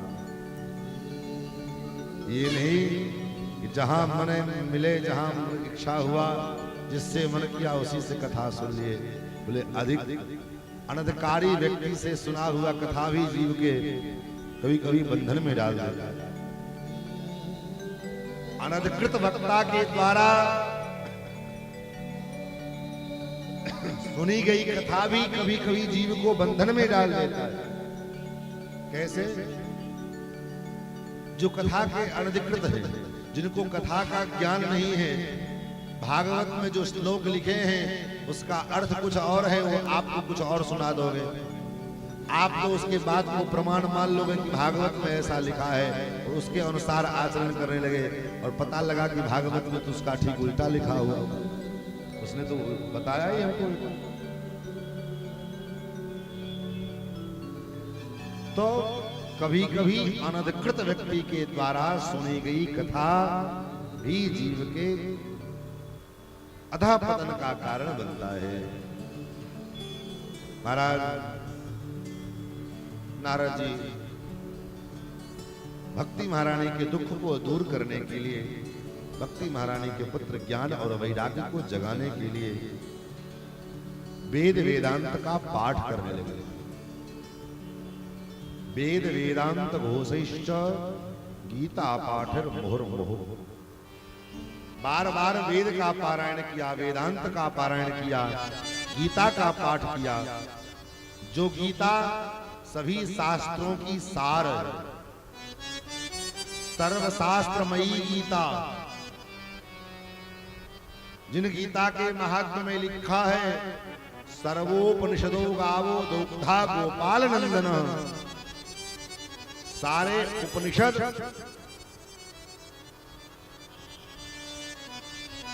महाराज गाय हैं, और भगवान नंद नंदन श्याम सुंदर गोपाल वो दोग्धा है। दोग्धा मतलब गाय का दूध दोहन करने वाला, गाय का दूध निकालने वाला। तो सारे वेद उपनिषद गाय हैं, और भगवान गोपाल उस गाय के दोहन करने वाले दोग्धा हैं। और भगवान ने दोग्धा के द्वारा, उस गाय के द्वारा, उस गाय का उपनिषद रूपी गाय का दोहन किया। तो निकाला क्या? बोले गीता रूपी शास्त्र को प्रकट किया। ऐसी गीता का बारंबार नारद जी ने पाठ किया, लेकिन फिर भी कोई फायदा नहीं हुआ। फिर तो आकाशवाणी हुई, उद्यम सफलस्ते हम भविष्यति न संशयः। हे देवर्षि, आपका श्रम, आपका उद्यम सफल होगा, इसमें कोई संदेह नहीं, लेकिन सत्कर्म करो। अब नारद जी के मन में एक संदेह उत्पन्न हुआ, एक प्रश्न बैठ गया कि अभी तक जो हम कर रहे थे क्या वो सत्कर्म नहीं था? और अगर ये सत्कर्म नहीं था तो सत्कर्म है क्या चीज? अब सत्कर्म का कैसे पता लगाया जाए?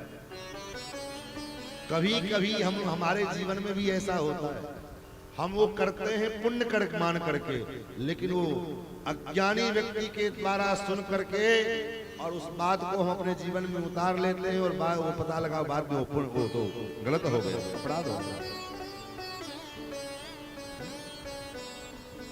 जैसे आजकल एक टोटका चलता है कथा के माध्यम से, जिसमें माताओं को बड़ा मन लगता है, खास करके माता वर्ग जो होती है टोटका पे ज्यादा फोकस करते हैं।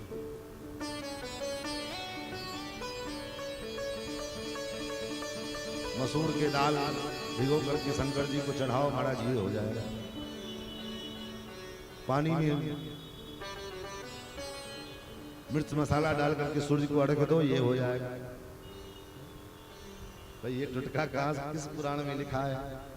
उसी पुराण में लिखा है। आज तक से पुराण में ढूंढते ढूंढते हमारे हमको मिले नहीं आए। हमने भी शिव पुराण में सब ढूंढा, लेकिन कहीं हमको नहीं मिला। क्योंकि संजोग से पिछले वर्ष झारखंड में शिव पुराण की कथा करने का अवसर मिला, तो भाई अब जो कथा करनी है उसको तो पढ़ना पड़ेगा, तो पूरी शिव पुराण पढ़ डाले, कहीं ये सब टोटका हमको नहीं मिला।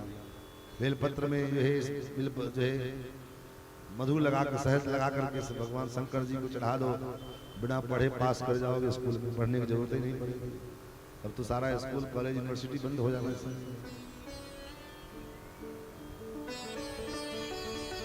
ये क्यों होता है?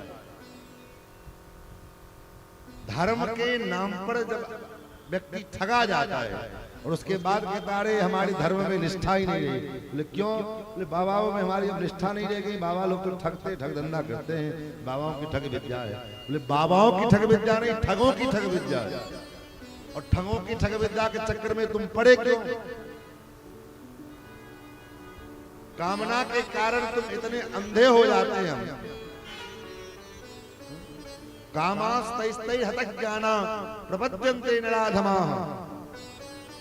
कामना ने हमको इतना अंधा बना दिया, इतना अंधा बना दिया कि अपने सनातन धर्म में 33 कोटि देवी देवता कम पड़ जाते हैं महाराज, तो भूत प्रेत को पूजने लग जाते हैं।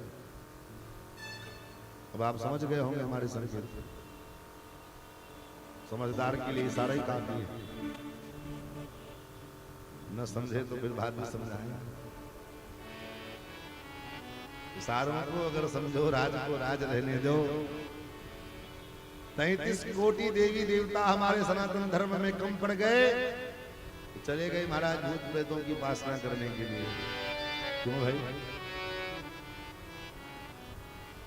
माँ के पै पान से अगर पेट नहीं भरा तो पिता के अंगूठा चाटने से कितना पेट बढ़ेगा बच्चे का।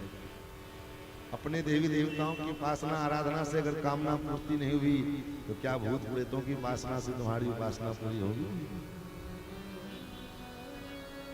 कामना के चक्कर में हम इतने अंधे हो जाते हैं कि कोई भी आकर के हमारी श्रद्धा के कारण हमारे श्रद्धा का शोषण करता है, और बाद में जब हम ठगे जाते हैं तब कहते हैं अरे हम तो ठगे गए। श्रद्धा होनी चाहिए, श्रद्धा के बिना हमारे सनातन धर्म में कोई गुंजाइश नहीं, लेकिन श्रद्धा कैसी हो? अंधश्रद्धा नहीं। विचार करके जरा विचार करो, कोई बात हमको कोई कह रहा है, उसके पीछे कोई ना कोई तर्क होगा, कोई ना कोई लॉजिक होगी, उसमें कुछ ना कुछ बात तो छिपी होगी। सीधे धरल्ले अंधेर नगरी चौपट राजा टके से भाजी टके से खाजा वाली बात नहीं। महाराज नारद जी सत्कर्म का पता लगाने के लिए चले, और उसी क्रम में सनकादिकों से भेंट हुई। सनक सनंदन सनातन सनत कुमार चारों भैया से कहा महाराज हम तो सत्कर्म का पता लगाने के लिए आए हैं, आप ही बताओ सत्कर्म की परिभाषा क्या है? सनकादिकों ने कहा तुम हद करते हो नारद, आपको संकल्प आपको नहीं मालूम है? तो नहीं मालूम। सत्कर्म सूचको नूनम ज्ञान यज्ञ स्मृतो बुधई। बुध लोग, ज्ञानी लोग ज्ञान यज्ञ को ही सत्कर्म मानते हैं। ज्ञान यज्ञ के द्वारा ही भगवान की आराधना उपासना करते हैं। ज्ञान यज्ञ क्या है? बोले यज्ञ भी कई प्रकार के होते हैं। द्रव्य यज्ञ है, तप यज्ञ है, स्वाध्याय यज्ञ है, और यज्ञ सबके अलग अलग है। हर व्यक्ति का यज्ञ अलग अलग प्रकार का होता है। किसान के लिए अलग यज्ञ है। किसान के लिए खेत में बीज डाल करके खेती करना, अन्न उपजाना, ये उसके लिए वो यज्ञ है। विद्यार्थियों के लिए स्वाध्याय उसका यज्ञ है। ब्रह्मचारियों के लिए, महात्माओं के लिए तपस्या उसका यज्ञ है।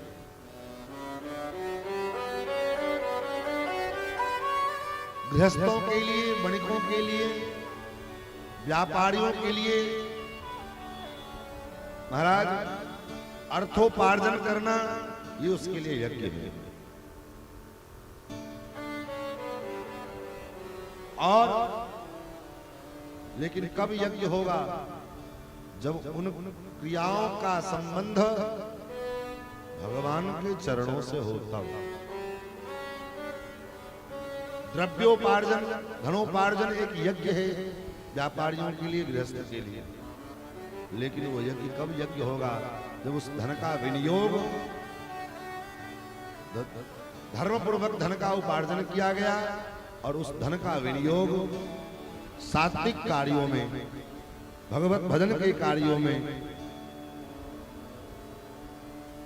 यज्ञ याग आदि कार्यों में, साधन धर्मानुष्ठान आदि कार्यों में उस यज्ञ का, उस धन का विनियोग किया जाए तो वो यज्ञ द्रव्य यज्ञ है। उस द्रव्य के द्वारा उस यज्ञ में, उस कर्मानुष्ठान में कुछ विनियोग किया जाए। महाराज किसान के द्वारा अन्न की उपजाने का जो कर्म कार्य है, कर्म है, वो यज्ञ है। लेकिन कब? जब उस अन्न के द्वारा अपने परिवार का भरण पोषण करते हुए वो गृहस्थ, वो किसान, समाज में जो और वर्ग हैं, ब्रह्मचारी हैं, सन्यासी हैं, महात्मा हैं, उन वर्गों का भी भरण पोषण करता है, तब वो यज्ञ महाराज उसका खेती करना वो यज्ञ कहलाएगा। इस प्रकार हे नारद, जो एकांतवासी मनीषी लोग हैं उनके लिए ज्ञान यज्ञ, ज्ञान यज्ञ क्या है? जो शास्त्रों का मनन, शास्त्रों का स्वाध्याय, शास्त्रों का अध्ययन, अध्यापन, अनुशीलन, अनुचिंतन, ये उसका यज्ञ है। इसको ज्ञान यज्ञ कहते हैं। ज्ञान यज्ञ के द्वारा ज्ञान वैराग्य का कल्याण होगा। क्योंकि भागवत, रामायण, वेद, वेदांत, उपनिषद रट जाने से आप विद्वान हो सकते हैं, ज्ञानी नहीं हो सकते। विद्वान होना अलग विषय है, ज्ञानी होना अलग विषय है। विद्वान का मतलब विद्या को प्राप्त कर लिया, शास्त्रों को खूब पढ़ा, अनुशीलन किया और उन शास्त्रों की बातों को रट गए, वो विद्वान होना। और ज्ञानी होना, तो ज्ञानी होना अलग चीज है, अलग विषय है। तो नारद जी के संकादिक कहते हैं, नारद ज्ञान यज्ञ करो। बोले ज्ञान यज्ञ क्या है? बोले जिसमें भक्ति, ज्ञान और वैराग्य, इन तीन चीजों से जो युक्त है ये भागवत कथा, इसका इसको कहते ज्ञान यज्ञ। इसलिए श्रीमद् भागवत कथा के आगे लिखा जाता है श्रीमद् भागवत कथा ज्ञान यज्ञ। अब आजकल तो अलग अलग ट्रेंड निकला है, प्रेम महोत्सव, श्रीमद् भागवत भक्ति महोत्सव, श्रीमद् भागवत प्रेम महोत्सव, पता नहीं क्या क्या अलग अलग ट्रेंड चल गया है। लेकिन पारंपरिक रूप से श्रीमद् भागवत कथा ज्ञान यज्ञ। और सनकादिकों ने कथा का आयोजन किया गंगा के तट पर में, गंगा द्वार समीपे तू तटमानंद नामकम, गंगा द्वार हरिद्वार में आनंद नाम के तट पर में सुंदर बट के वृक्ष के नीचे कथा का आयोजन हुआ। और महाराज सुंदर बालुकी भद्र वेदिका पर में श्री सनकादिक चारों भैया विराजमान हुए, नारद जी प्रधान श्रोता के रूप में विराजमान हुए। और जब कथा होने लगी तो कथा शुरू हुई, इससे पहले हमारा सब दौर पड़े। शृणुनारद वक्ष्यामो विनम्राय विवेकिने,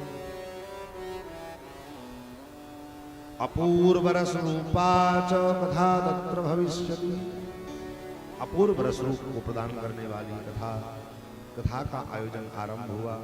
और जब कथा शुरू हुई तो क्या हुआ? यदा यातास्ततं तेतु तदा कोलाहलोऽप्यभूत्, भूर्लोके देवलोके च ब्रह्मलोके तथैव च। तीनों लोकों में हल्ला हो गया कि सनकादिक कथा सुनाने जा रहे हैं और नारद जी श्रोता बने हैं। तीनों लोकों में हल्ला हो गया। महाराज जब तीनों लोकों में हल्ला हुआ तो सब कथा श्रवण करने के लिए दौड़ पड़े। कौन कौन दौड़े? सूत जी कहते सब दौड़े, लेकिन सबसे पहले कौन दौड़े? धावन्तोऽप्याययुः सर्वे। दौड़े तो सभी कथा सुनने के लिए, लेकिन प्रथमम ये च वैष्णवा, जो वैष्णव थे तो सबसे पहले दौड़े। क्योंकि ये भागवत कथा वैष्णवों का परम धन है। भागवत का वक्ता भी इसलिए वैष्णव होना अनिवार्य है, और भागवत का श्रोता भी अनिवार्य रूप से वैष्णव हो। विष्णु दीक्षा विहीनानां नाधिकारः कथा श्रवे, वैष्णवी दीक्षा ग्रहण किए बिना भागवत कथा सुनने के अधिकारी आप नहीं। समझे? वैष्णव हो गए छे कि नहीं? कल से तिलक लगा दिया नहीं बैठे, मंत्र नहीं रहे।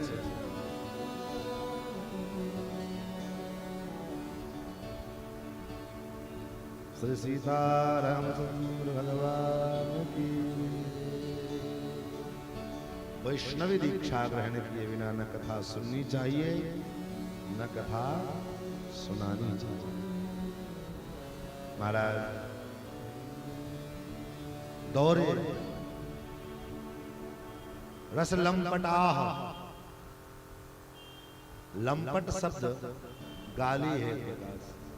ये बड़ा लंपट आदमी, ये स्त्री लंपट है, ये धन लंपट है, बड़ा लंपट मतलब गाली है। लेकिन यहाँ पर मैं कह रहे हैं धावन्तोऽप्यायुः सर्वे प्रथमं ये च वैष्णवाः, श्री भागवत पीयूष पानाय रस लंपटा। भागवत रस रूपी अमृत को पान करने के लिए इस अमृत के जो रस लंपट थे ये सब दौड़ पड़े। कौन कौन दौड़े? भृगुर वसिष्ठश्च वनस्य गौतमो, मेधातिथिर्देवल देवरातो, रामस्तथा गादिसुतस्त साकलो, मृकंडपत्रात्रिजपिप्पलादाः। महाराज भृगु वशिष्ठ च्यवन मेधातिथि देवल देवरात गौतम व्यास, पराशर सब दौड़े। क्यों दौड़े? जैसे आपको अभी पता लगे यहां से थोड़ी दूर अंदर गांव में सोने की वर्षा हो रही है, तो आप क्या करोगे? बैठोगे यहां पर में कि दौड़ोगे? तो बैठा रहेगा यहाँ, सब दौड़ के भाग जाएगा। तो जैसे आपके लिए वो सोना आपका धन है, इन मुनिजनों के लिए, इन महात्माओं के लिए जो कथा प्रेमी है, कथा प्रेमियों के लिए तो उसका सबसे बड़ा धर्म क्या है? कथा। वो लोग सोचते कथा छूटने न पावे, एक शब्द भी कथा का छूटने न पावे। जैसे कान में ध्वनि पड़ी, मंगलाचरण हुआ,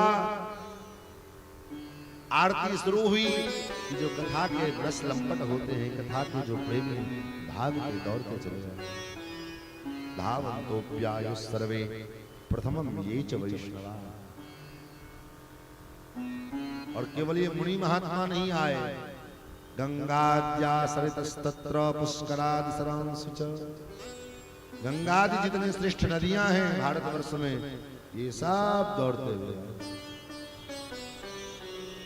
पुष्कर महाराज आदि जितने सरोवर हैं, पुण्य सरोवर, ये पुण्य सरोवर भी प्रकट हो गए कथा श्रवण करने के लिए।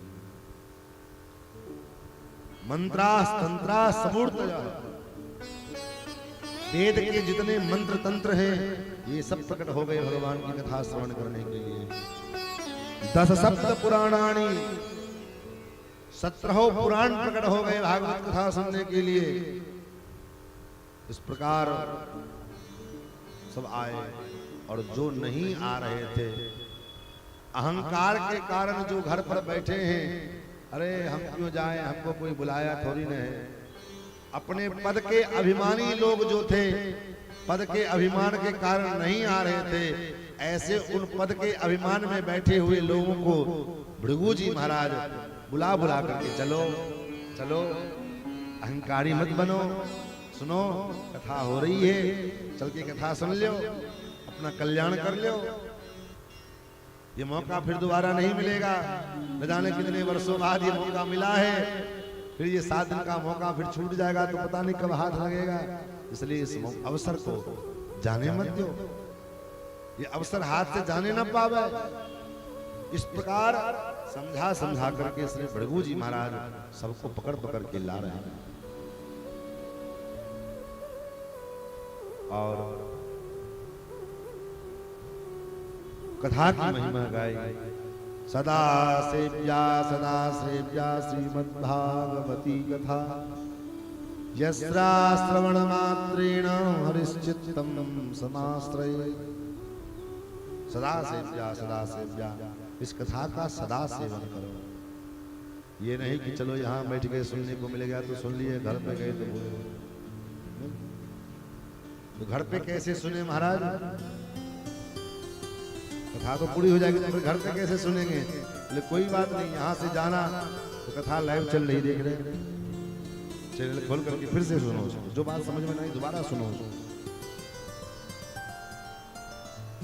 जो बात आपको कोई शंका प्रदान कर रही है उस बात को दोबारा सुनो, और न हो तो उस बात को याद करके रखो। दूसरे दिन कथा जब शुरू हो उससे पहले अपनी समस्या, अपना जिज्ञासा उसको लिख करके व्यास गद्दी पर रख दे, कथा के माध्यम से उसका समाधान होगा। कथा सुन लेना ये बड़ी बात नहीं है, कथा को सुनने के बाद पुनः उसको अपने जीवन में धारण करने का प्रयास करना ये महत्वपूर्ण है। महाराज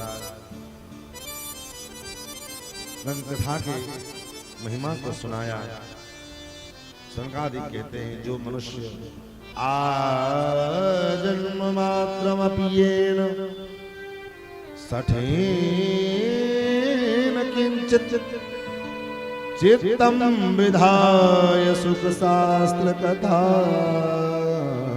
पीता चांडालवत्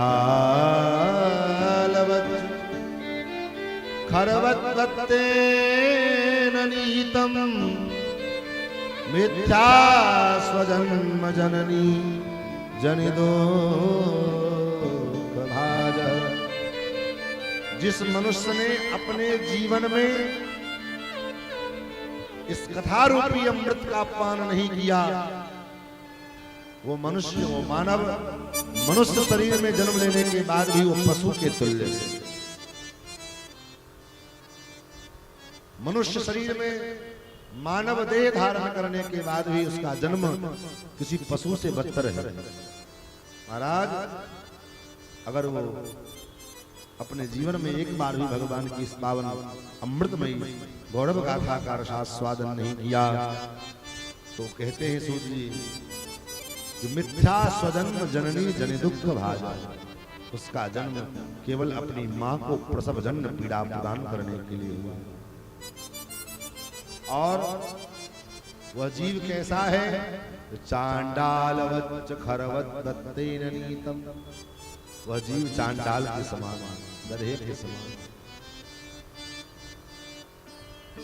इसलिए मानव जीवन में हमने जन्म लिया है, तो मानव जीवन को प्राप्त करके अगर भगवान की दिव्य पावन कथा सुधा का आश्रय हमने नहीं ग्रहण किया तो सब व्यर्थ है। खाना पीना, सोना, उठना, बैठना, बच्चे पैदा करना, अपने बच्चों का भरण पोषण करना, ये सब काम तो पशु भी कर लेता है महाराज, हमसे आपसे अच्छे से करता है। हम आप जैसा करते हैं उससे ठीक ज्यादा अच्छा ढंग से करता है। लेकिन फिर मनुष्य में और पशु में अंतर क्या रहा? यही अंतर है धर्म में। धर्मो हि तेषाम अधिको विशेषः। एक विशेषता है, किस चीज की? धर्म की विशेषता। अगर जीवन में धर्म नहीं है तो फिर धर्म से हीन जीवन किसी पशु के समान है। महाराज, सनकादिकों से नारद जी ने पूछा, ये कैसे कैसे जीवों का उद्धार इस भागवत कथा को सुन करके हो सकता है? तो सनकादिक कहते हैं, ये मानवा पाप कृतस्तु सर्वदा सदा दुराचार रता विमार्जग क्रोधाग्निदग्धा कुटिलाश्च कामिनः सप्ताह यज्ञेन कलौ पुनन्दिते। जिसने जीवन भर पाप ही पाप केवल किया है, कभी उसने अच्छा कर्म नहीं किया। जिसने अपने जीवन में कभी कोई सत्कर्म नहीं किया, पाप कृतस्तु सर्वदा, सदा सर्वदा केवल उसने पाप ही पाप किया। सदा दुराचार में रत रहने वाला है, क्रोध की अग्नि में जलता रहता है, कुटिल है, कामी है। ऐसे जीव भी भगवान की इस पावन कथा को सुन करके उसका भी कल्याण हो सकता है। 5 प्रकार के जो महापाप शास्त्र में कहे, कान खोल करके सुन लो। 5 प्रकार के महापाप कौन हैं? बोले, मदिरापान, शराब पीना। सनातन धर्म में हिंदुओं के लिए तो खास करके ये मदिरापान निषेध है। तो 5 प्रकार के जो महापाप हैं, इस महापाप का कोई प्रायश्चित नहीं है। कोई शराब पीने वाला व्यक्ति सोचता है कि हम गंगा में नहा लिए, हम पवित्र हो जाएंगे। 6 महीना गंगा जी में डूबे रहोगे फिर भी पवित्र नहीं होगे। कोई शराब पीने वाला व्यक्ति सोचता है कि किसी मंदिर में जाकर के हम मत्था टेक आए, हम जो है कल्याण हो जाएगा। बोले पूरी जिंदगी रगड़ते रह जाओगे, नहीं कल्याण होगा। कोई शराबी व्यक्ति सोचता है किसी तीर्थ में चले जाएंगे, हमारा पाप कट जाएगा। बोले और पाप तो कल भले कट जाएगा, लेकिन शराब पीने का पाप नहीं कटेगा। क्यों? क्योंकि और पाप कटते हैं तीर्थों में जाकर, महापाप नहीं कटते हैं। और ये 5 प्रकार के जो महापाप हैं, मदिरापान, स्वर्णस्तेय, गुरुवांगनागमन और ब्रह्महत्या, और 4 तो ये हो गए। और सावधानी पूर्वक सुनो, आप भले शराब नहीं पीते हैं, लेकिन शराबी व्यक्ति के साथ आपका उठना बैठना है। जो शराब पीने वाले को पाप लगता है, वही पाप उसको भी लगता है जो शराबी के साथ उठता बैठता है। भले आपने स्वर्ण स्त्रीय नहीं किया, स्वर्ण की चोरी नहीं की, लेकिन स्वर्ण की चोरी करने वाले को जो पाप मिलेगा, वही पाप आपके साथ उसके साथ बैठने वाले को। चारों प्रकार के जो पाप हैं, इन पापों को करने वाले के संग जो रहता है, उसको भी वही पाप लगता है। महाराज, लेकिन ऐसे प्रकार के पाप करने वाले लोग भी भगवान की इस पावन कथा को सुन करके उसका भी उद्धार हो गया। महाराज, क्या किसी का उद्धार हुआ है? तुंगभद्रा नदी के तट पर रहने वाले आत्मदेव ब्राह्मण बड़े विद्वान, बड़े सदाचारी थे, बहुत कर्मकांडी थे। सब कुछ बड़ा बड़ा परिवार में था, कमी किसी चीज की थी तो एक बात की, क्या? कोई संतान नहीं थी, कोई पुत्र नहीं था। पुत्र के न रहने के दुख से दुखी होकर आत्महत्या करने के लिए आत्मदेव ब्राह्मण चल पड़े। जंगल में गए तो एक सन्यासी महात्मा, महाराज क्यों दुखी हो, क्या बात? बोले मेरे दुख का कारण है मुझे कोई संतान नहीं। बोले आज तक बेटा के द्वारा जरूरी थोड़ी है कि सबको सुख ही मिला है। संसार में ऐसे बहुत से माता पिता हैं जो बेटा होने के बाद भी दुखी हों, बेटा से दुखी हैं। क्या ऐसे हजारों माता पिता मिल जाएंगे जिसको बेटे से परेशानी है, बेटा से दुखी है, बेटे के आचार विचार से दुखी है। तो इसको छोड़ो, ये सब अज्ञानता है और भगवान ने ये ब्राह्मण शरीर दिया है, इससे साधना करके भगवान का भजन करो। ये सब मिथ्या है, बेटा बेटी संसार ये सब मोह माया है। आत्मदेव ब्राह्मण ने कहा महाराज ये प्रवचन तो हम भी देते हैं बहुत सुंदर, ये उपदेश तो हम भी बहुत बढ़िया कर लेते हैं, लेकिन मुझे ये उपदेश नहीं चाहिए, मुझे तो बेटा चाहिए, मुझे तो पुत्र चाहिए। सन्यासी जी ने कहा तुम्हारी मां मस्तक की रेखाएं कह रही है कि तुम्हें इस जन्म की कौन कहे, 7 जन्मों तक तुम्हें कोई पुत्र नहीं। सत जन्मावधि तव पुत्रो नैव च नैव च, 7 जन्मों तक तुम्हें कोई पुत्र नहीं होने वाला।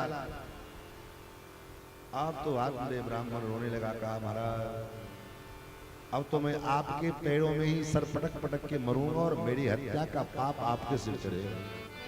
तो मैं तो एक ही जन्म के लिए दुखी था, आपने मेरे दुख को 7 गुना कर दिया। अब तो या तो पुत्र दो या फिर मैं आपके चरणारविंद में सर पटक पटक के मरूंगा, वो पाप आपको लगेगा। सन्यासी बेचारे बड़े चक्कर में पड़ गए। फिर तो सन्यासी जी ने अपना पुण्य छुड़ाने के लिए अपना जो है एक फल लेकर के दिया, कहा जाओ इसको अपनी पत्नी को देना, भगवान की कृपा होगी तो संतान होगा। फल सन्यासी जी के द्वारा दिया गया, वो फल अपनी पत्नी को दिया, लेकिन पत्नी नाम है धुंधली थी। धुंधली ने उस फल को न खा करके गाय को खिला दिया। क्यों नहीं खाई फल? धुंधली सोचने लगी फल खाऊंगी तो गर्भवती हो जाऊंगी, और गर्भवती होंगी तो पेट बड़ा हो जाएगा, पेट बड़ा हो जाएगा तो मैं दौड़ नहीं पाऊंगी, और कहीं गांव में आग लग गया तो सब तो भाग जाएंगे, हम तो जल के मर जाएंगे। दैवात घाटी ब्रजेत ग्रामे पलायत गर्भड़ी कथम, सब तो दौड़ के भाग लेंगे, मैं तो जल के मर जाऊंगी। अथवा गर्भवती होंगी तो भोजन कम हो जाएगा, गर्भावस्था में भूख नहीं लगती, खाने की रुचि समाप्त हो जाती है, तो भूख कम लगेगा, खाऊंगी नहीं, शरीर कमजोर हो जाएगा, तो शरीर कमजोर हो जाएगा तो घर का काम धंधा कौन करेगा? स्वल्प भक्षम ततो शक्ति गृह कार्यम कथम भवे। इस प्रकार से कुतर्क योग के द्वारा, और धुंधली कहती है, क्या कहती धुंधली?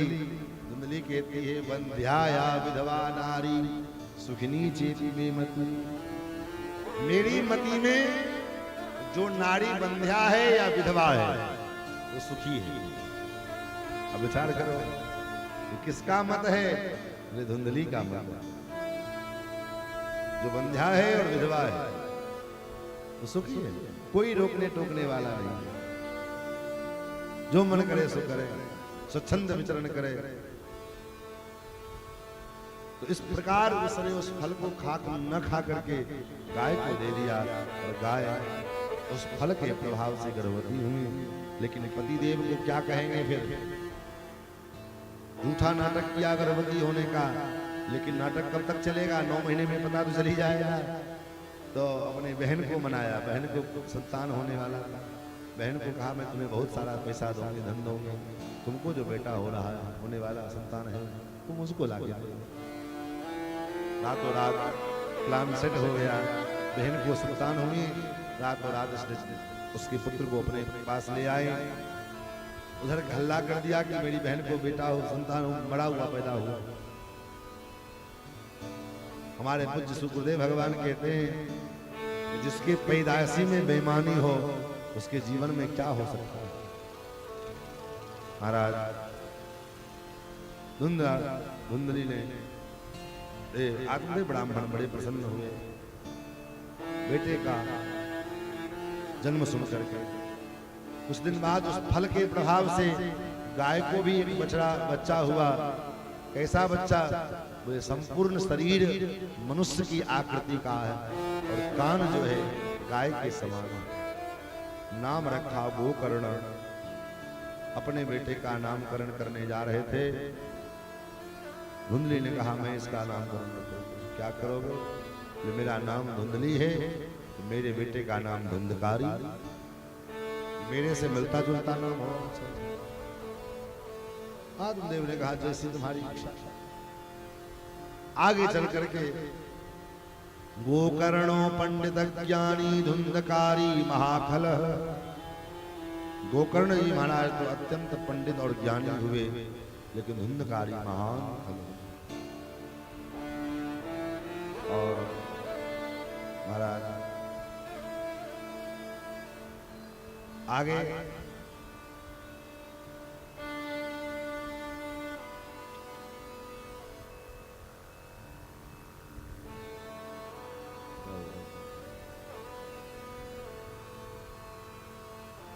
श्री सीतारामचंद्र भगवान की। महाराज धुंधकारी महान फल निकला। धुंधकारी को महाराज तुरंत धुंधकारी के दुष्टता के कारण पिता महाराज बड़े दुखी हुए, आत्महत्या करने के लिए चल पड़े। और लेकिन गोकर्ण जी ने समझाया बुझाया, और गोकर्ण जी की बात मान करके आत्मदेव ब्राह्मण भजन करने के लिए जंगल में चले गए। गोकर्ण जी महाराज तीर्थ यात्रा पर निकल गए और श्री धुंधकारी अकेले घर में माँ एक दिन धन के लिए अपनी माँ को बहुत पीटा। माँ कभी जीवन में सत्संग नहीं की थी, सो सत्संग की होती तो जीवन में जो दुख, सत्संग के द्वारा यही लाभ होता है कि जीवन में जो किसी प्रकार का दुख है उस दुख को सहन करने की क्षमता उत्पन्न होती है। सत्संग से यही फायदा होता है। सत्संग करने वाला जीव व्यक्ति अपने जीवन में आने वाली कठिन से कठिन समस्याओं को भी बड़ी ही सहजता और प्रसन्नता पूर्वक सहन कर लेता है, उसे कोई फर्क नहीं पड़ता। महाराज आत्महत्या करके प्राण त्याग दिए। धुंधकारी अपने घर में 5-5 कन्याओं वेश्याओं को लेकर के आया और उसके साथ रहने लगा। एक दिन उस वेश्याओं ने सोते समय धुंधकारी को तो खटिया में बांध करके तरपा करके मार डाला। धुंधकारी प्रेत बन गया।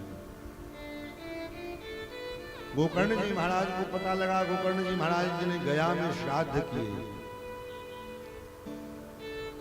जहां जहां तीर्थों में जाते सब जगह उसके निमित्त श्राद्ध करते। गया में श्राद्ध किए और श्राद्ध करने के बाद घर लौटे तो धुंधकारी प्रेत योनि को प्राप्त हो गया था। सो अनेक प्रकार के, कभी भेड़, कभी भैंस, कभी बकरा, कभी कुछ मन करके पैदा हो।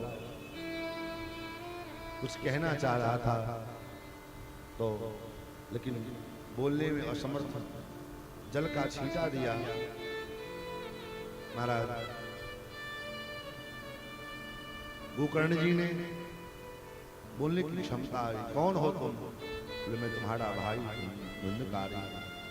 स्वकीय नैव दोषेण ब्रह्मत्वं नाशितं मया। अपने दोष के कारण ही मैंने अपने ब्रह्मत्व को नष्ट कर लिया। मानव शरीर प्राप्त किया और जीवन में जवानी के जोश में, धन के मद में, पद के मद में, सुंदरता के मद में, अनेक प्रकार के मद के कारण, अहंकार के कारण हमने जीवन में, जवानी में भजन नहीं किया। जब वृद्धावस्था आती है, शरीर जब शिथिल हो जाता है, तब जाकर के पश्चाताप होता है कि मेरा जीवन यूं ही व्यतीत हो गया, मैंने कभी भजन नहीं किया। इसलिए जब जागो तभी सवेरा, जब ही समझ में आ जाए बात, भगवान के शरणागत होकर के भगवान की भक्ति पूर्वक, भगवान की भक्ति करते हुए जीवन जीने का संकल्प ले। महाराज फिर तो धुंधकारी के प्रेत की योनि से मुक्ति दिलाने के लिए भगवान भुवन भास्कर सूर्य नारायण से प्रार्थना की। भगवान भुवन भास्कर सूर्य नारायण ने कहा, श्रीमद्भागवतां मुक्ति सप्ताहं वाचनं कुरु इति सूर्यवचस्सुरवैर्धर्म रूपं तु विश्रुतम्। सप्ताह भागवत के द्वारा तुम्हारे भाई धुंधकारी की मुक्ति संभव है। और महाराज गोकर्ण जी ने अपने भाई को मुक्ति दिलाने के लिए निमित्त संकल्प लेकर के एक यजमान को निर्धारित किया और भागवत का संकल्प लिया। 7वें दिन कथा सुन करके धुंधकारी दिव्य रूप धारण करके, दिव्य धूप धरो जातस तुलसी दाम मंडितः पीतवासा घनश्याम मुकुटि कुंडलांचितः। सुंदर पीतांबर धारण करके, मुकुट धारण करके, कुंडल धारण करके और दिव्य रूप धारण करके तुलसी की माला, कमलाक्ष की माला, इन सबको धारण करके और विमान में बैठ करके चले तो गोकर्ण जी ने कहा उन भगवान के पार्षदों से कि महाराज, यहाँ तो हमारे बहुत से श्रोता हैं, लेकिन आपने विमान केवल एक के लिए क्यों लेकर के आए? क्या कारण? अत्रैव बहवः सन्ति श्रोतारो मम निर्मला आनीतान् विमानानि न तेषां युगपत्कृतः। विमान आपने एक लेकर के आए, ऐसा क्यों? तो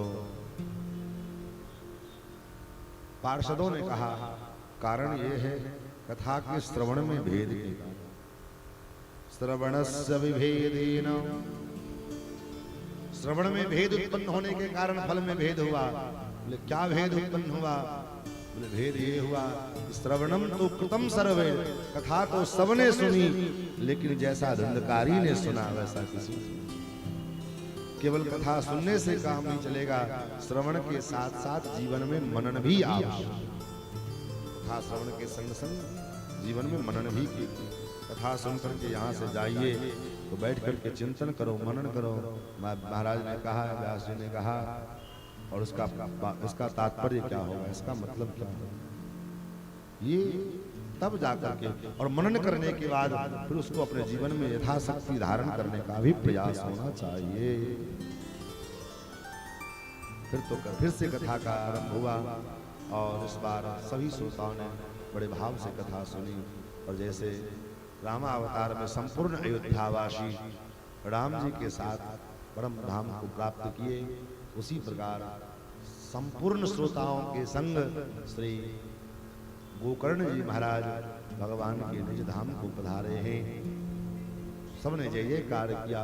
श्रीमद् भागवत महापुराण की धन्या भागवती वार्ता प्रेत पीड़ा विनाशनी। धन्य है भागवत की वार्ता, भागवत की कथा जो प्रेत पीड़ा का विनाश करने वाली है।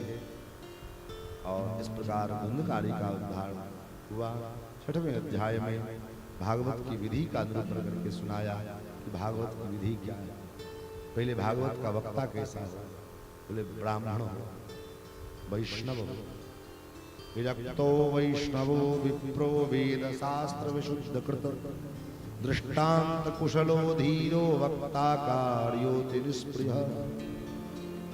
वेद वेदांत का स्वाध्याय किया, शास्त्रों का अध्ययन किया, योग्य आचार्य के शरण में रह करके, श्रेष्ठ गुरु के शरण में रह करके और स्वयं पहले भागवत बना हो। हम स्वयं भागवत बने नहीं और भागवत बांचने चल दिए, उससे काम नहीं चलेगा। स्वयं पहले भागवत बनने का प्रयास तो हम करें। भागवत का मतलब भक्त, वैष्णव, संत। महाराज वैष्णव हो, ब्राह्मण हो, वेद शास्त्र को पढ़ा हो, अध्ययन किया हो और दृष्टांत देने में कुशल हो, धीर हो, चंचल प्रवृत्ति का न हो और वक्ता कार्योत निष्प्रिय, कोई किसी प्रकार की स्पृहा न होए कि ये डिमांड हो, ऐसा डिमांड हो, ये मिलना चाहिए, वो मिलना चाहिए। भगवान की कथा की प्राप्ति में जो मिल जाए, जो हो जाए, जो जैसी व्यवस्था मिल जाए उसी अनुसार काम कथा सुनना। श्रोता के क्या लक्षण? बोले विष्णु दीक्षा विहीना नाम नाधिकार कथा श्रवे। वैष्णवी दीक्षा ग्रहण किए बिना कथा सुनने का कोई मूल्य नहीं है। और अनुष्ठान पूर्वक कथा सुननी हो तब तो महाराज दिन में शयन नहीं करना चाहिए, कंबल के आसन पर शयन करे, स्वल्पाहार ले, दूध पी करके रह ले, फलाहार लेकर के रह ले, और भी ना होए तो अंत में कहा जो है अगर भोजन करने से शरीर स्वस्थ रहता है, कथा में कोई विघ्न न आवे तो भोजन भी कर सकते। इस प्रकार 6 अध्याय में श्री सूत जी ने महाराज सौनकादि ऋषियों को श्रीमद् भागवत की महात्म्य की चर्चा सुनाई। आज जो कि प्रथम दिवस है और लगातार 9 दिन से कथा चल रही थी, रात में 12 बजे तक कथा चल रही थी, क्योंकि अंतिम दिन था विश्राम दिवस और कथा लेट से शुरू हुई तो कथा लेट तक चली। तो हमारा भी शरीर आज थका माना है, इसलिए आज की बस सत्र को यही पर विराम देते हैं। कल से फिर हम लोग जितना देर आप सुनाएंगे उतना देर हम सुनाएंगे। कथा का समय 7 बजे से रहेगा, ठीक है? ये 7 बजे नहीं, 6 बजे से, सॉरी 6 बजे से। ये पता लगा 7 बजे रहेंगे तो आप लोग 8 बजे रहेंगे। 6 बजे से कथा शुरू करेंगे और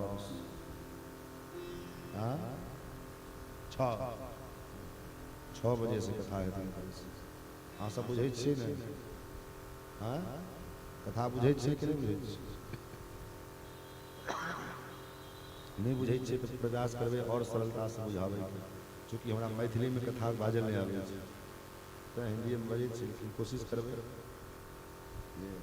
जते सरल से सरल समझा सकिए। आओ आज के सत्र का यहीं पर विश्राम देते हैं। दोबारा भगवान नाम का संकीर्तन फिर आरती। श्री सीतारामचंद्र भगवान की जय। श्री कृष्ण गोविंद हरे मुरारे, हे नाथ नारायण वासुदेव। श्री कृष्ण गोविंद हरे मुरारे, हे नाथ नारायण वासुदेव। श्री कृष्ण गोविंद हरे मुरारे, हे नाथ नारायण वासुदेव।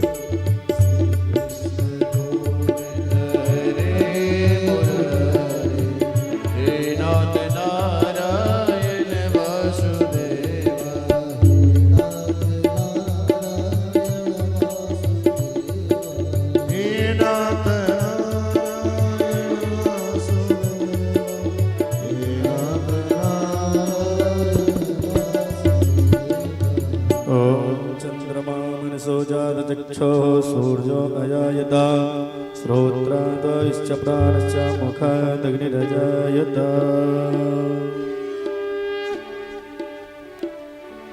श्री भागवत भगवान की है आरती पापियों को पाप से तारती। श्री भागवत भगवान की है आरती पापियों को पाप से तारती। ये अमर ग्रंथ ये मुक्ति पंथ ये पंचम वेद निराला नव ज्योति जगाने वाला। ये अमर ग्रंथ ये मोक्ति पंथ ये पंचम वेद निराला नव ज्योति जलाने वाला। ये अमर ग्रंथ ये मुक्ति पंथ ये पंचम वेद निराला नव ज्योति जगाने वाला। ये अमर ग्रंथ ये मोक्ति पंथ ये पंचम वेद निराला नव ज्योति जलाने वाला। हरि नाम यही हरि नाम यही हरि नाम यही ये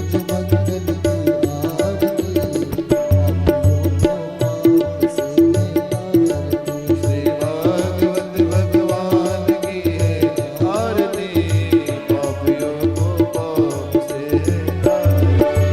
श्री भगवत भगवान की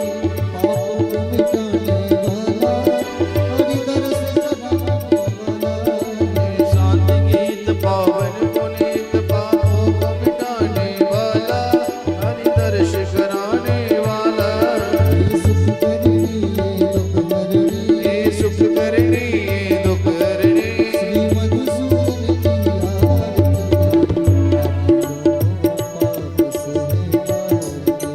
भागवत भगवान की आरती पापियों को पाप से